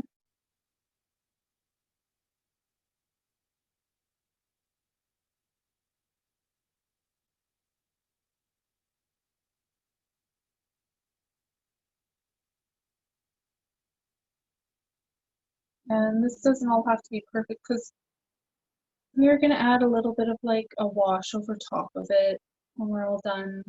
Come back in, like how we did with the basket, just sort of swipe a few strikes of lighter colors over top of these darker colors. You can leave some of them just as dark as they are, or you can put white over top of all of them.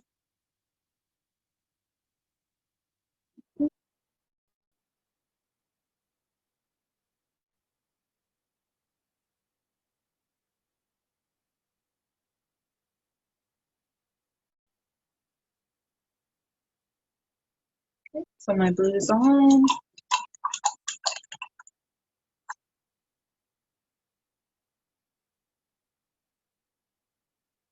And I'm going to use purple.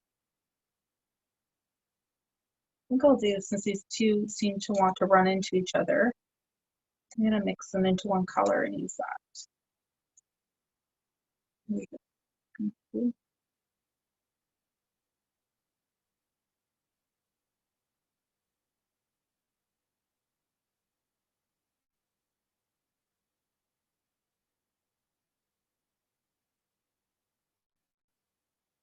So you can see you can switch it up. I've used 3 colors here. If you want to use 2 colors in one row, you can do that.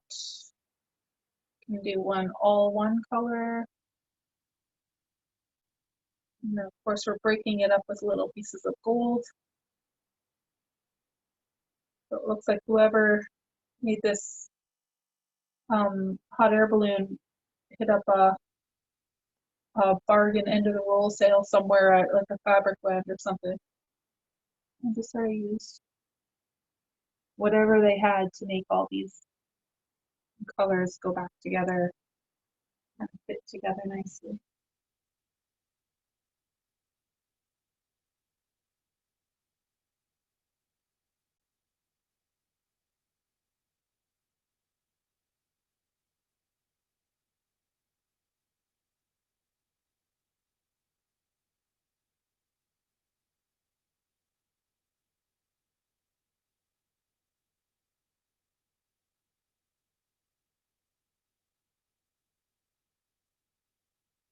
Okay.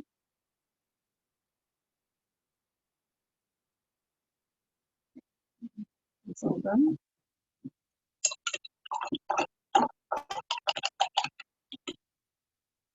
And I'm just going to work on filling in the rest. I'm going to add a little bit more white to my plate because I used a lot of white today.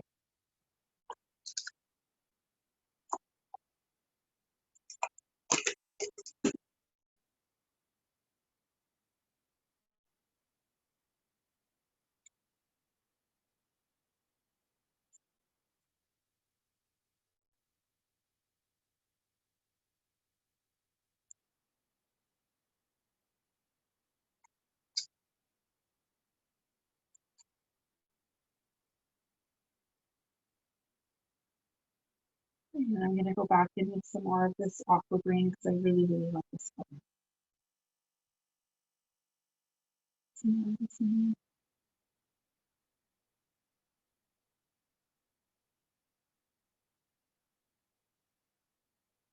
I'm just skipping the line so that I get that will have a chance to dry and it won't get pulled into this color.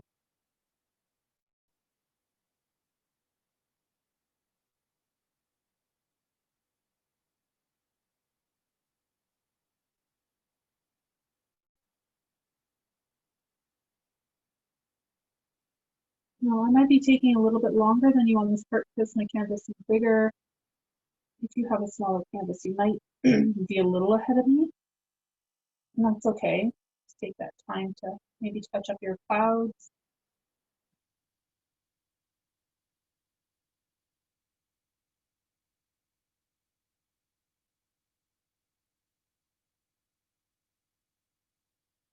Well,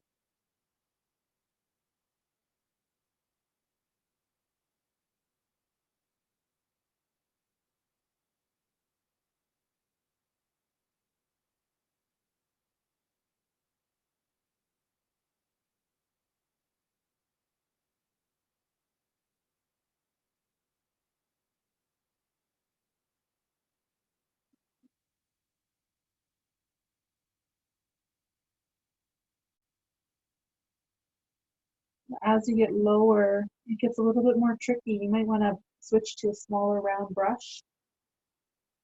Try to get in all those little parts down here.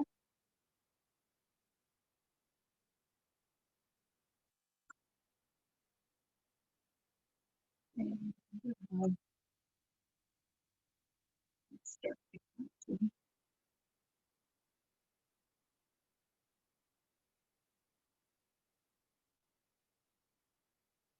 I'm really at this point just mixing all the different colors on my plate to try to see what combinations of different shades and paint colors I can make with what I already have.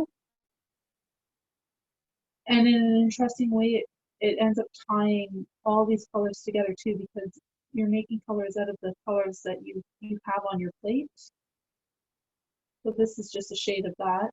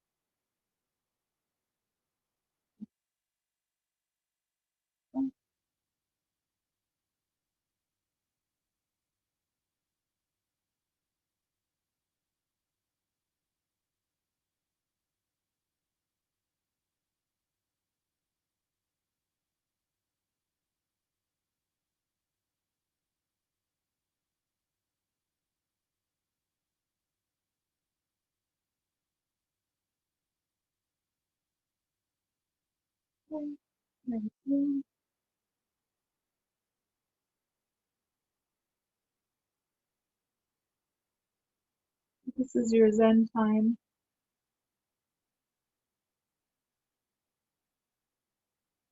You gotta kind of be in the present moment to get all these squares filled in. Give your mind a chance to relax and focus on something different for a little bit than the everyday. A nice break.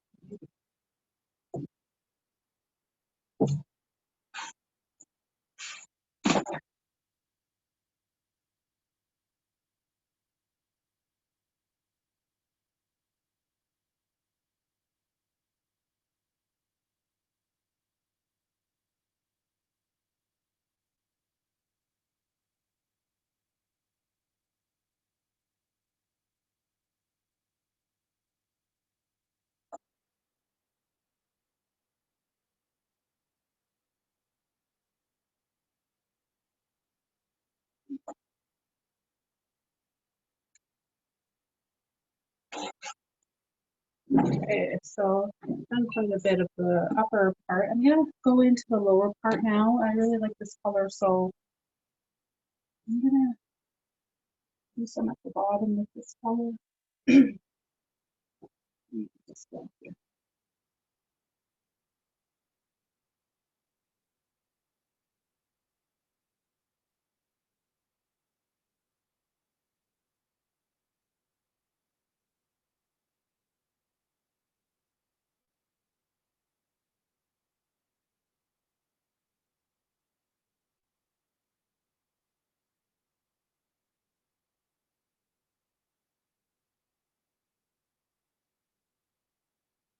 Mhm.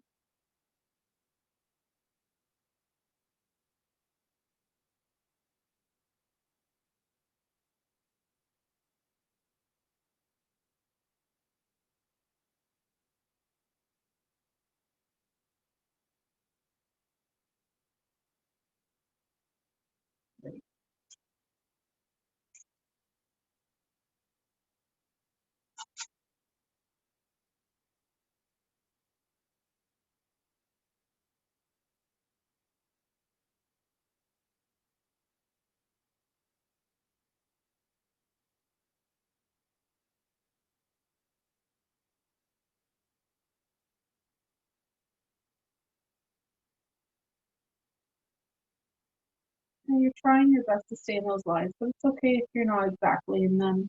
No big deal.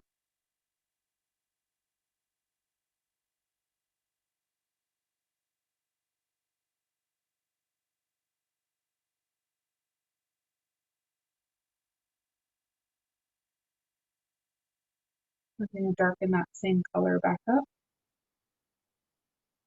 And go back through and get the other side of this row.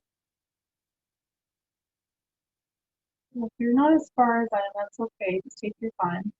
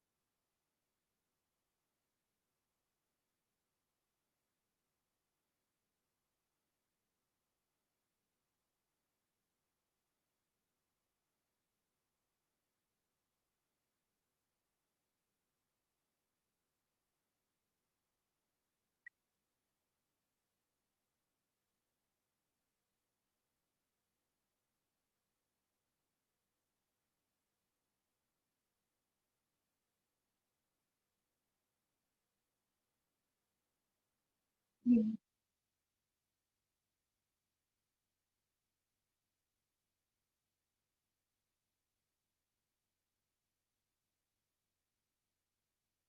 Mm.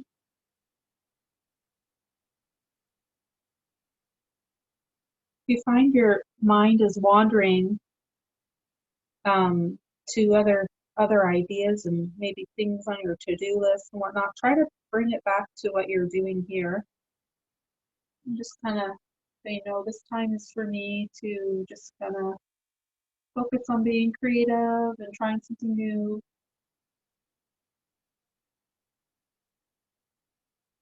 If you need to write something down, an idea so that you remember for later, go ahead and write it down and leave it on the paper and come back to the painting.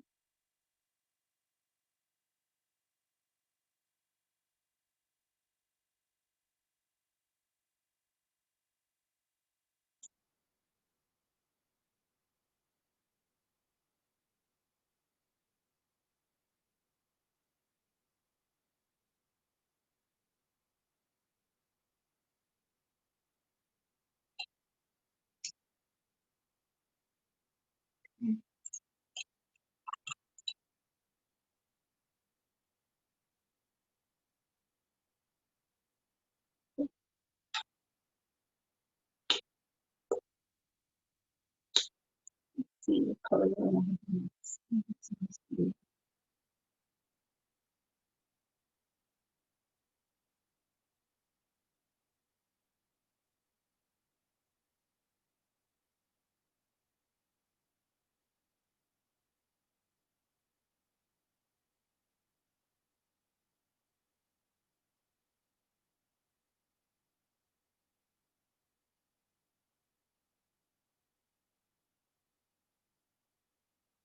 You can see I'm doing a couple lines where I'm doing two colors.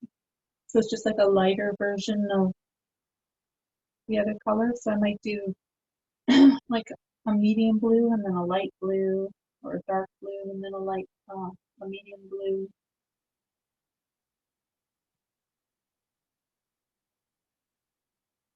Maybe room for those gold pieces.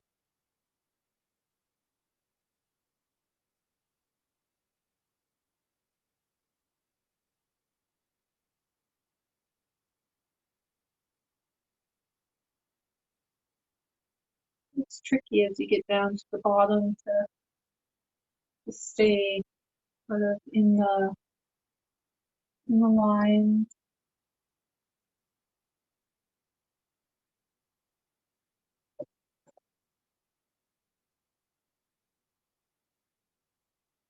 Okay, I'm gonna go back and make another darker blue.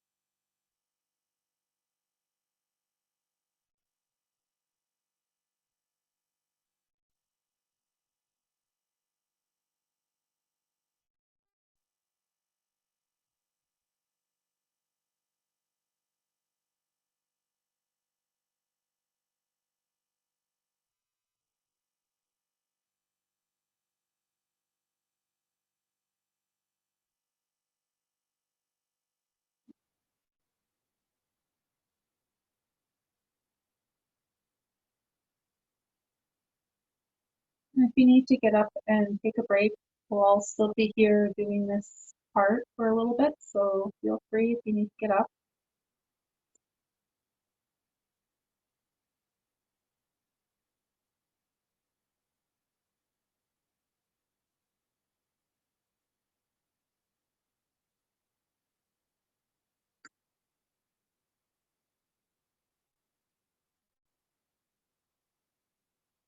Okay.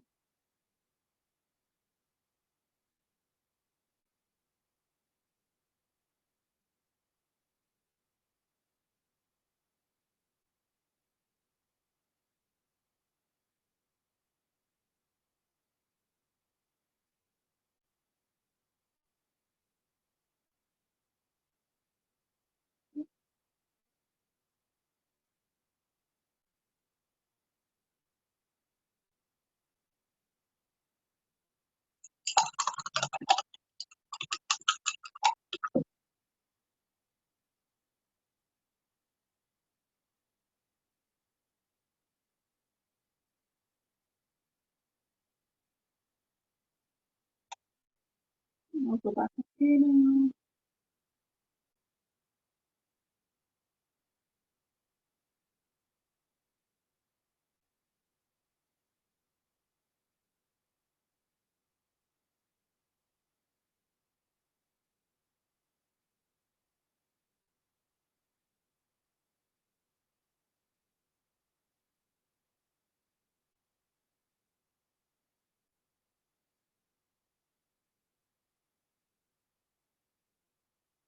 Okay, so I'm just pulling in some purple up top and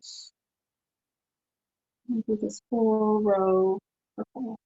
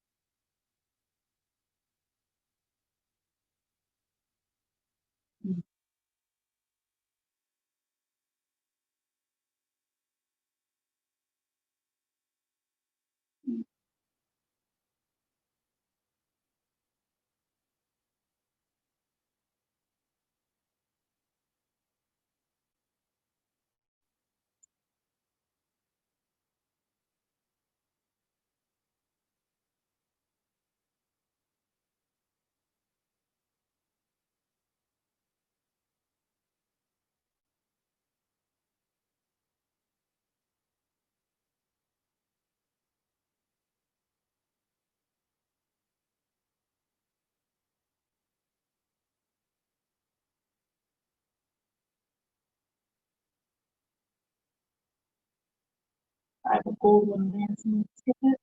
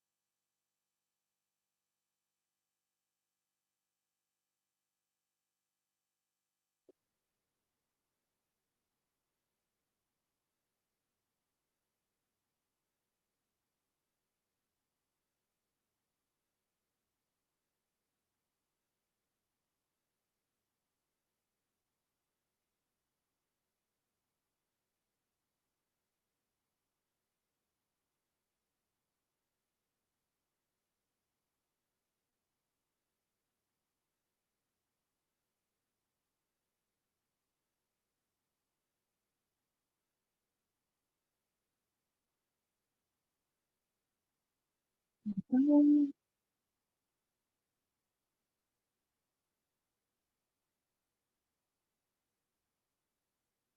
okay.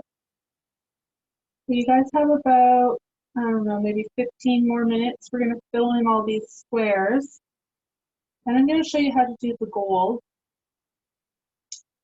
And we're getting down to about 3:30. So in that case, if you want to stick around a little bit longer, you can, and I can teach you how to do a few more touch-ups.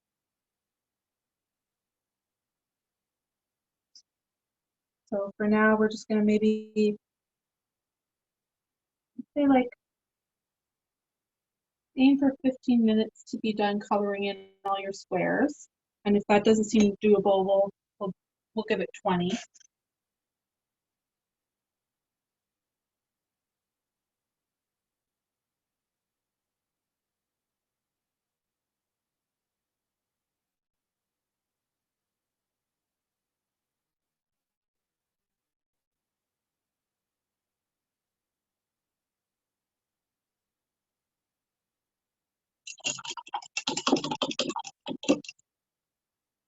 I'm going to do a really light pink one next.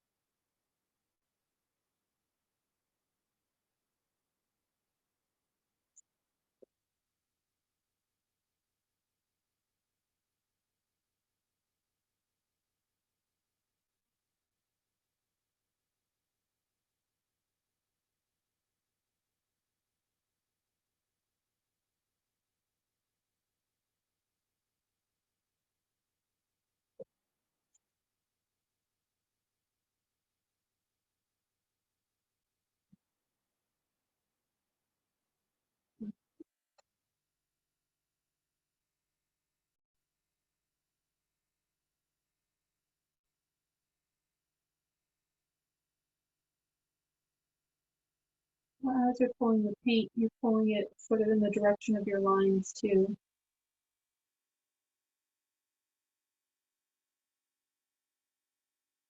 Even if you're painting all one color.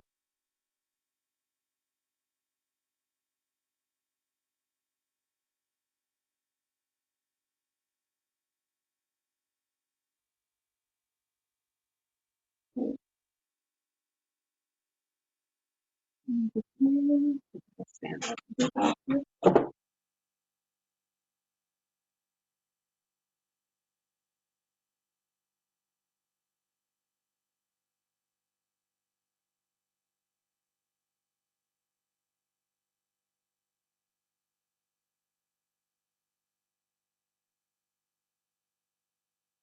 All right.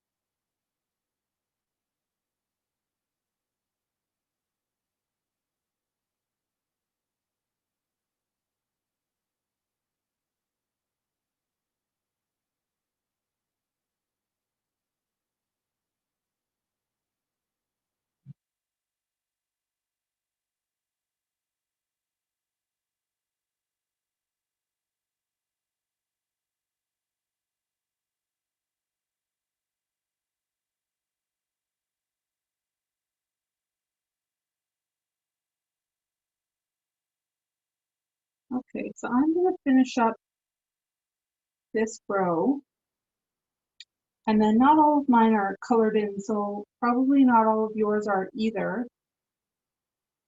And I think it's a good idea if I show you how to do one of the gold squares, just in case we run out of time, but also just in case anybody's ahead of me because they have a smaller canvas and they're waiting to see the next step.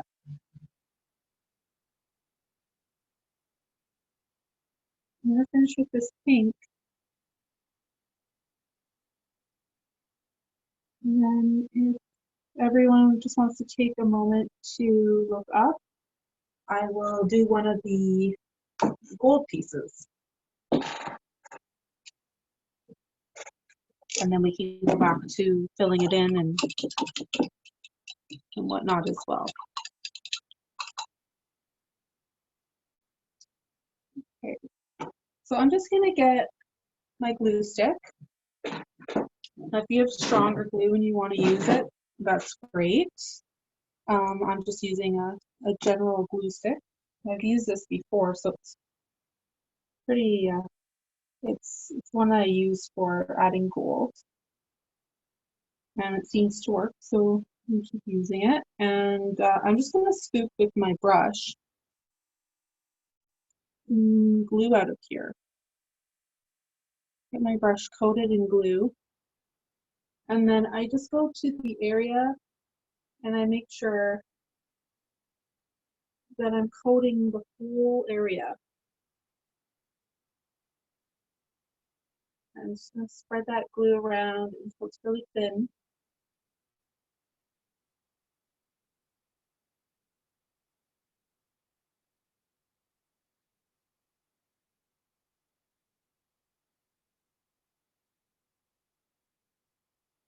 So you don't have to be done yet, but I'm just giving you a little tutorial on the gold so that if we do run out of time, you have to leave because you plan to be here for 4 or just until 4, but you still know what the next step is. Okay, I'm almost done spreading my glue.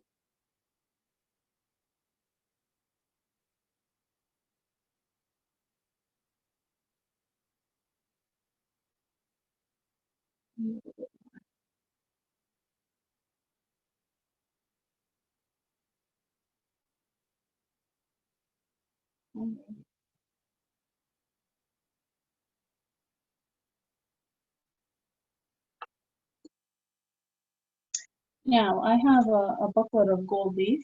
Sometimes you can find like little pieces of gold leaf that are all sort of sprinkled up and stuff, and that's fine to use for this too. You take your piece and pull it apart. You can add it right on. Now there's a little piece there, so I'll add that there. And we're just going to leave it there and let it dry for a minute. let it stick on really well. I'll put this other little piece away just for now, back into the booklet, because we'll need it for the other ones.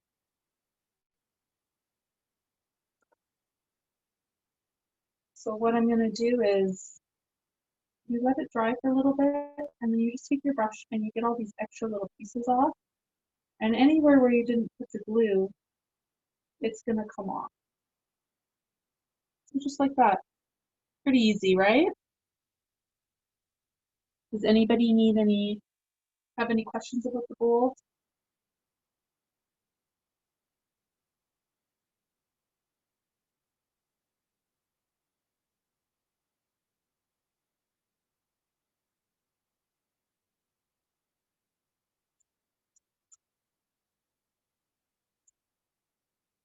You can try that now if you want.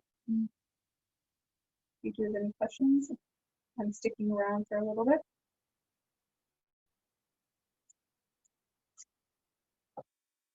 I'm going to find it pretty easy to flick it off. I like to stick to the glue. You might find little pieces for hovering around.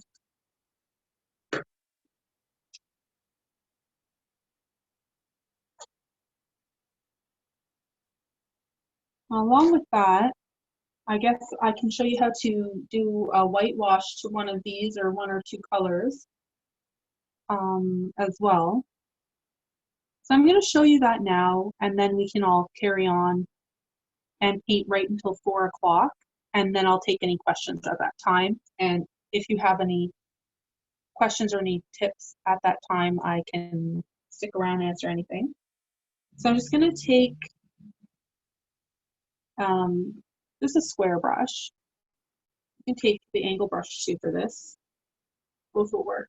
And it's just like how we did it down here, but I'm just gonna like gently pull, almost a dry brush,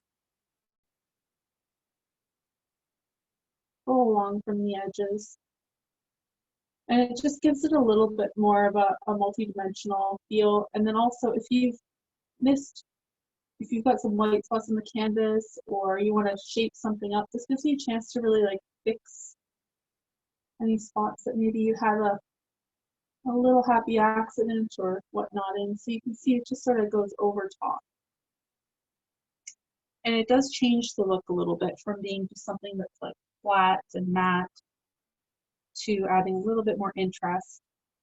And with this bright green down here too, add a little bit of light over top of these ones.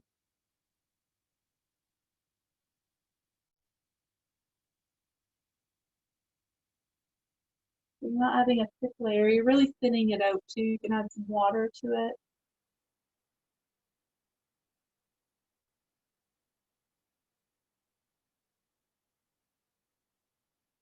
Sideways or vertical.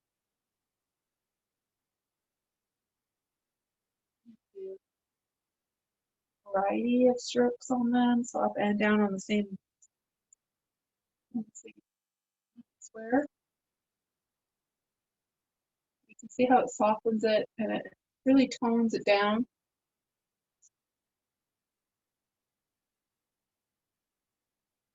So the softer side of the painting.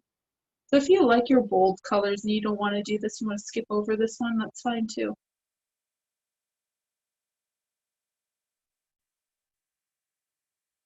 See, I'm really just using barely any paint on a fairly dry brush.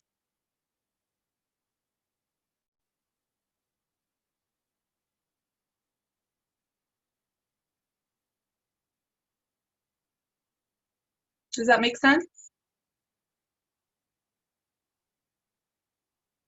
The gold pieces, that's gold leaf, but you can use gold paint too. Yeah, wait until the paint dries to use the wash. That's kind of why I picked like something a little bit, something that I had done a little while ago. But yeah,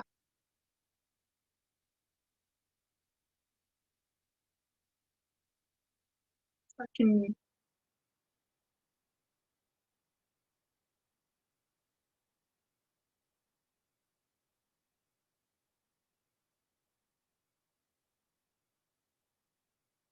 blend it in, play around with the different strokes, step back from it, see how you like it, see if you want more. There, more white.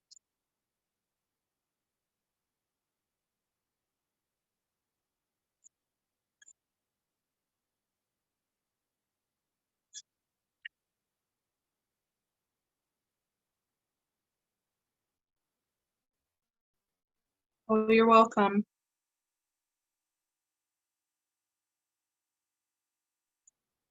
I think I'll add some more gold while you guys are painting. That's sort of fun for me. And then if you do have any questions, just let me know.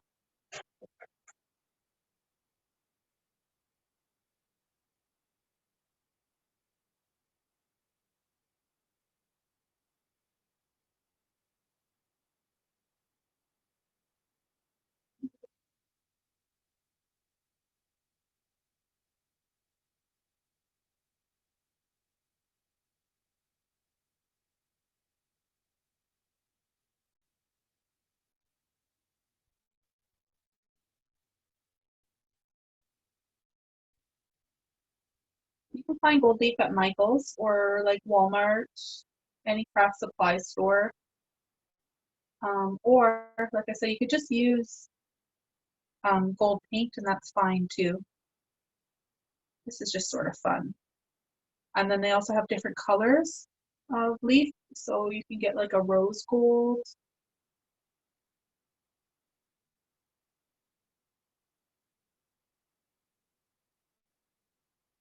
Now, if you want to show me yours, um, you can just put your hands up and you can show me that way. But if you want to share it with the group too, I'm not sure if you can leave a picture in the comments, but you can definitely come onto the screen just by turning your speaker button on, and then we can put it to speaker view and we can see your painting if you'd like to hold it up.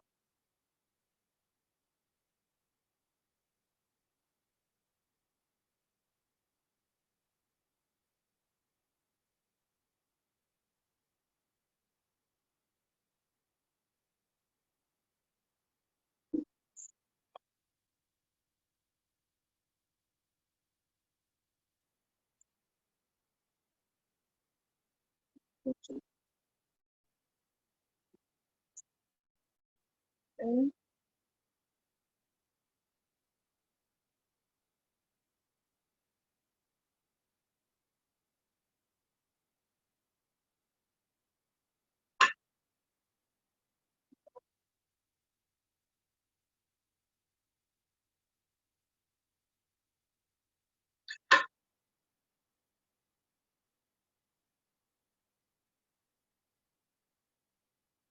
You want to give your gold a moment to dry before you try brushing it off, just so that you make sure it sticks.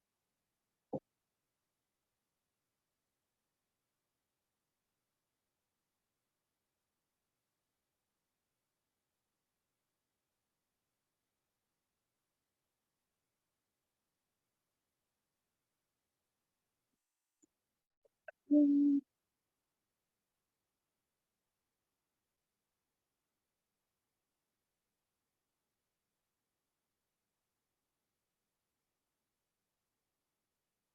gold is really fun.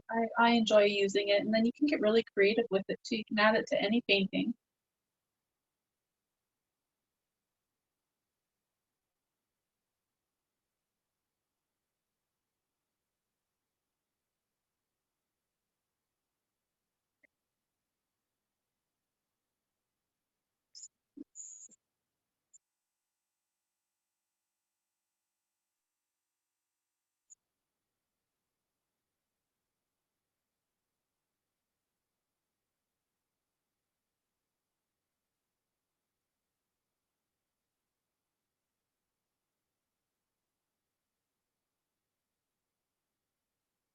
Gold is very delicate.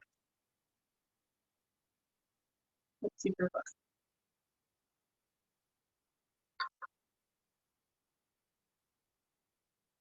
I might be able to take this.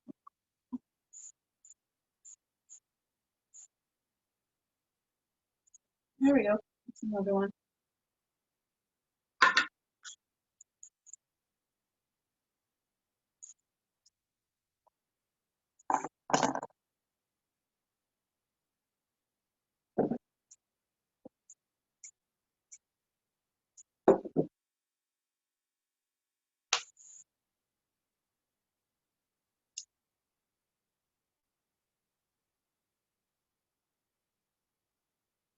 So gold metallic or gold regular. Oh, I would use metallic.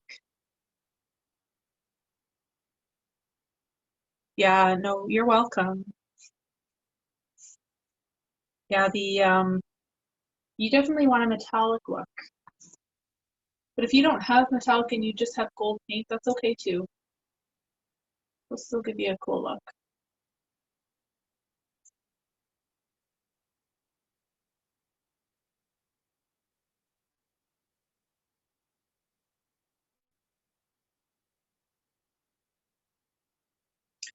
So when you're doing the whitewash, one tip I'd give you is just like if you see any pencil marks, try to cover them. This is your correction time. This is your last sort of step that allows you to define edges or maybe fix something that may be bugging you. You see it on there and it's been bugging you for a while. So now's your chance to sort of go over it and hide it a little bit. And then with pencil lines.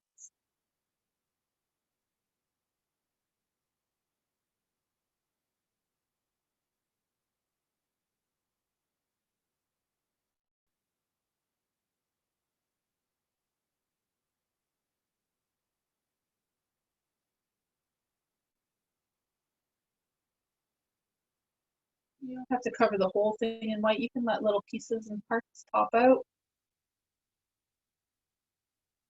That's what makes it interesting is that you have different colors and floating in the sky. It's got clouds, so light is just hitting it from all over the place, and this will help you with that illusion of the different shadows and things like that without really getting in there and spending too long trying to define shadows. That's a little trick.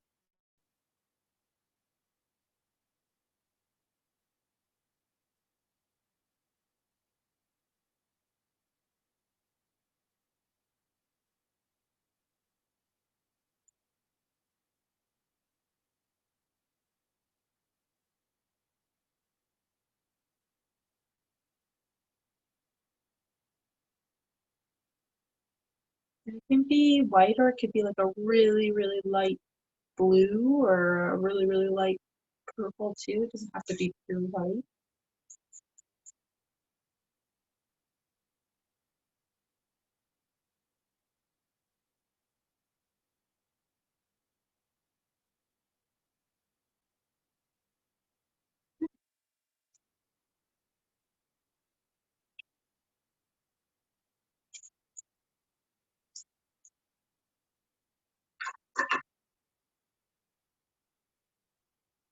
This one's dry enough to take off.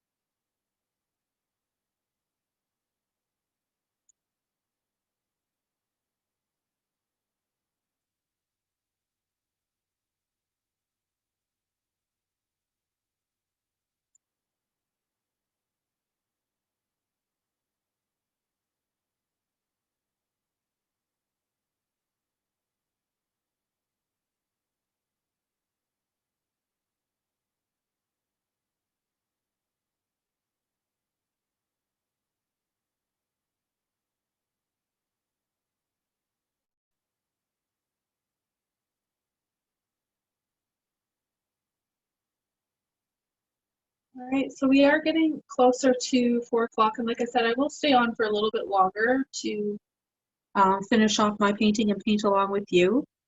But if you do have to leave, I do understand. So if you do have any last minute questions, please put them in the comments or put your hand up, and I'm happy to answer them in this last little bit before you have to go.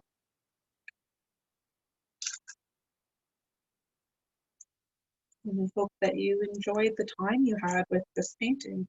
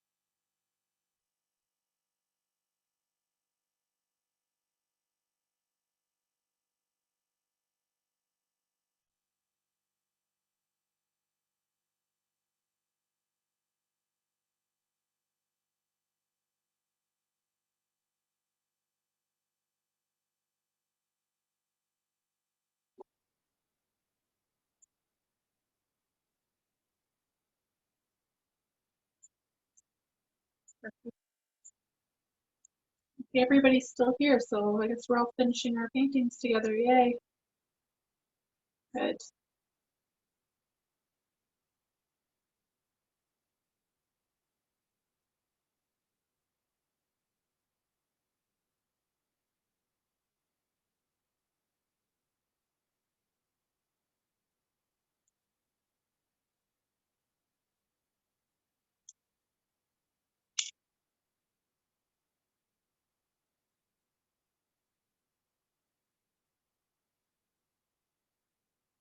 And don't feel pressure to sit here. If you do need to get up and stretch or do something too.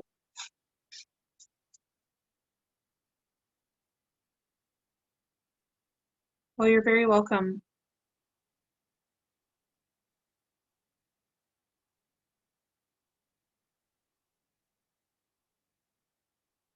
For art by Rhiannon Barry or for Figment?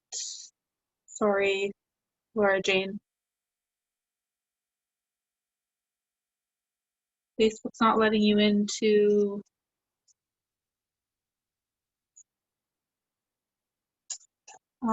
You can find. I can add you in if you've tried to join the group Art by Rhiannon Barry, or you can send me a private message and then I will message you with more instructions if you'd like. So it's a group on Facebook called Art by Rhiannon Barry, or I always put my upcoming gentle painting sessions on www.bwhimsy, so it's WHIMSI, Artloft, ARTLOFT.ca. You can definitely find any updates there.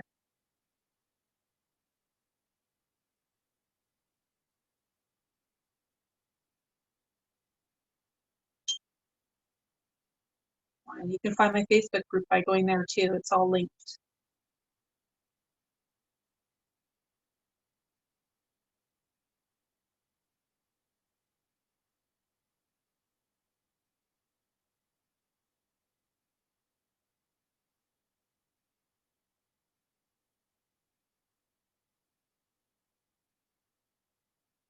Yeah, it's do you want me to, I'll type it. Okay.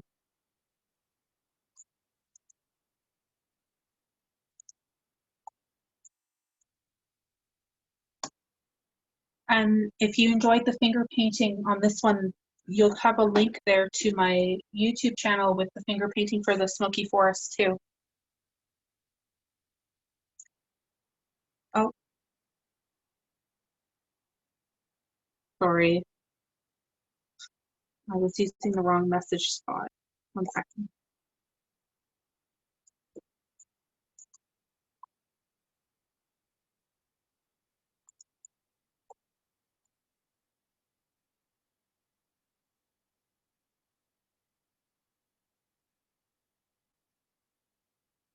You know, yeah, I think you'll really like the Smoky Mountains because, like I said, it's like 95% is finger painting. You need maybe a fan brush and a flat brush for that one.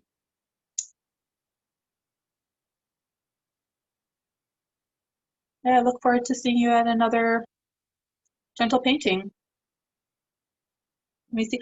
Ooh, nice. Very nice. Ooh, I like your colors. That's really fun. Good job. Do you like it? You can turn your microphone on if you want so everybody can see in speaker view.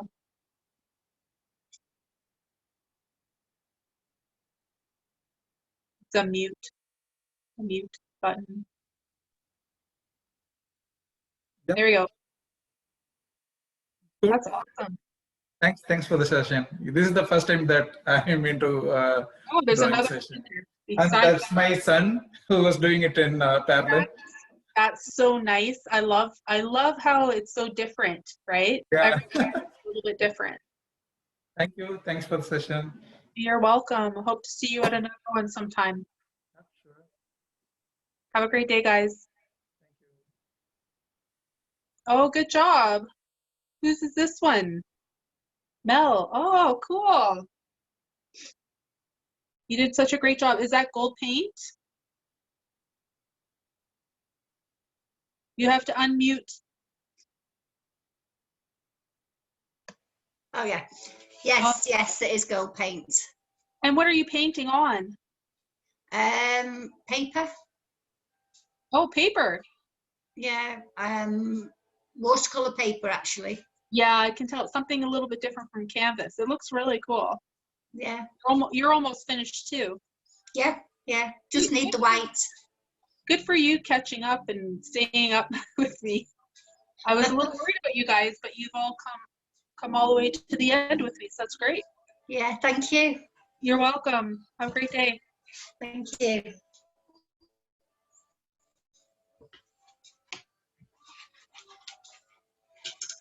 Does anybody else want to show theirs? Or I know there's a few more people. No takers? Okay, I'm going to stay on for about another 15 minutes and I'm going to finish up mine. So you're more than welcome to paint along with me. Oh, there we go.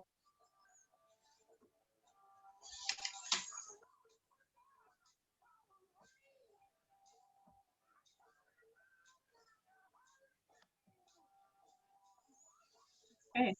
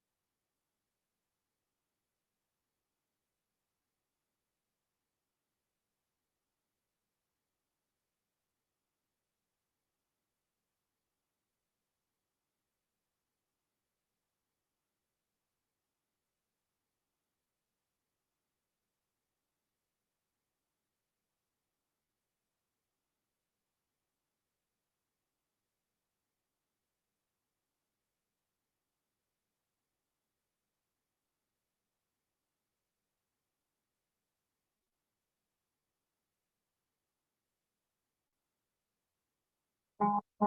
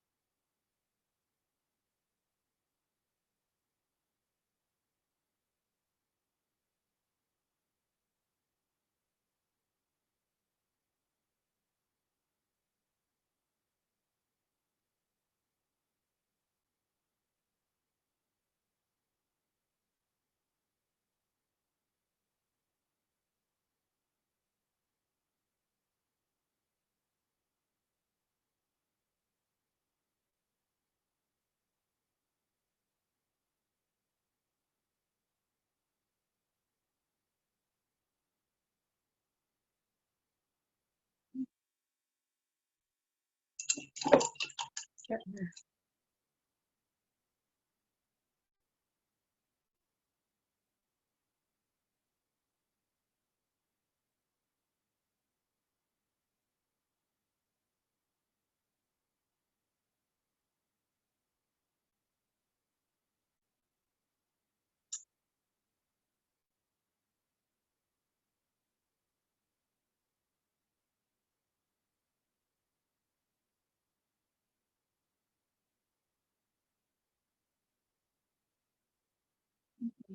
The bottom is just easier to make that final one color and then place the white wash over top of it to get more definition.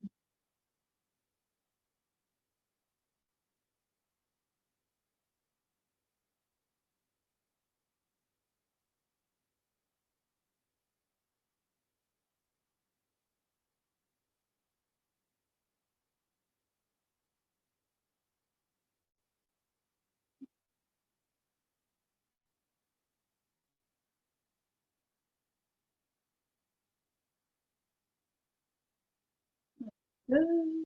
Let those dry.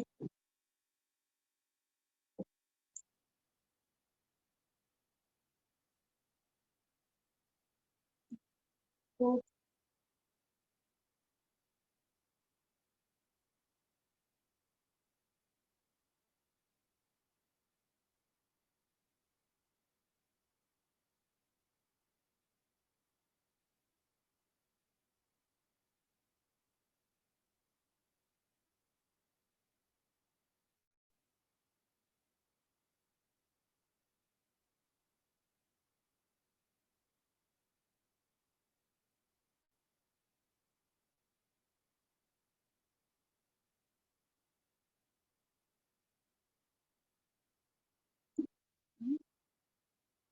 Yeah,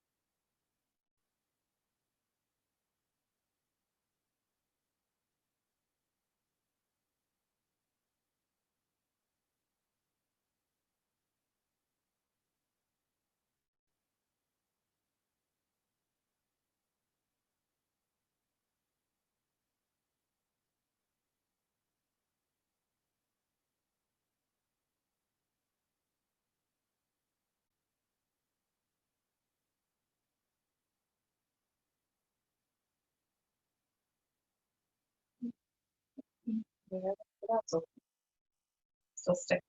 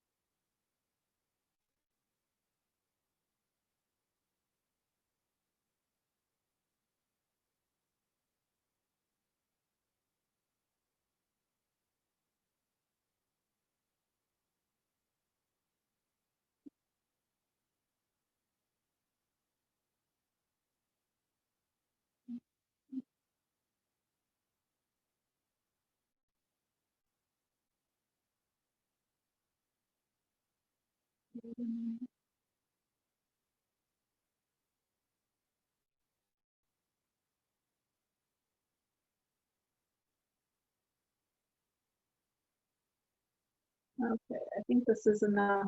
I'm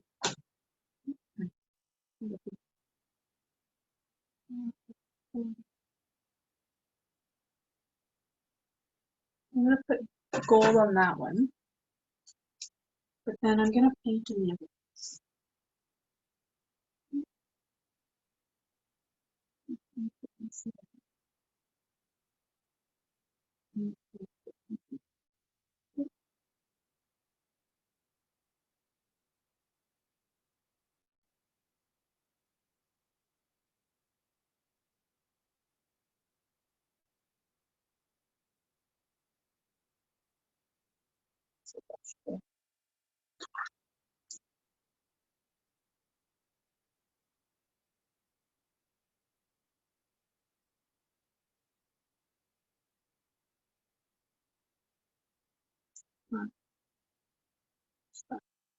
Okay, I'm just going to take the gold off these ones.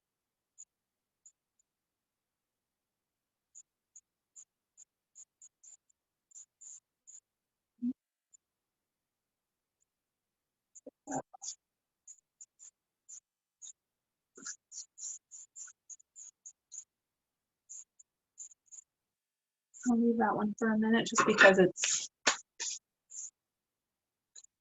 just put on. I don't want it to.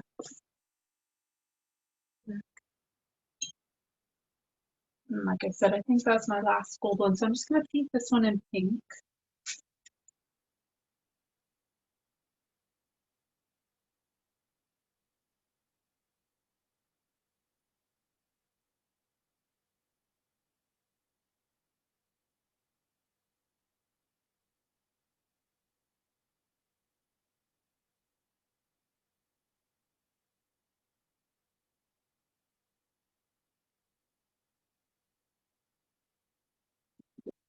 I guess that one up there is sort of a pink color too.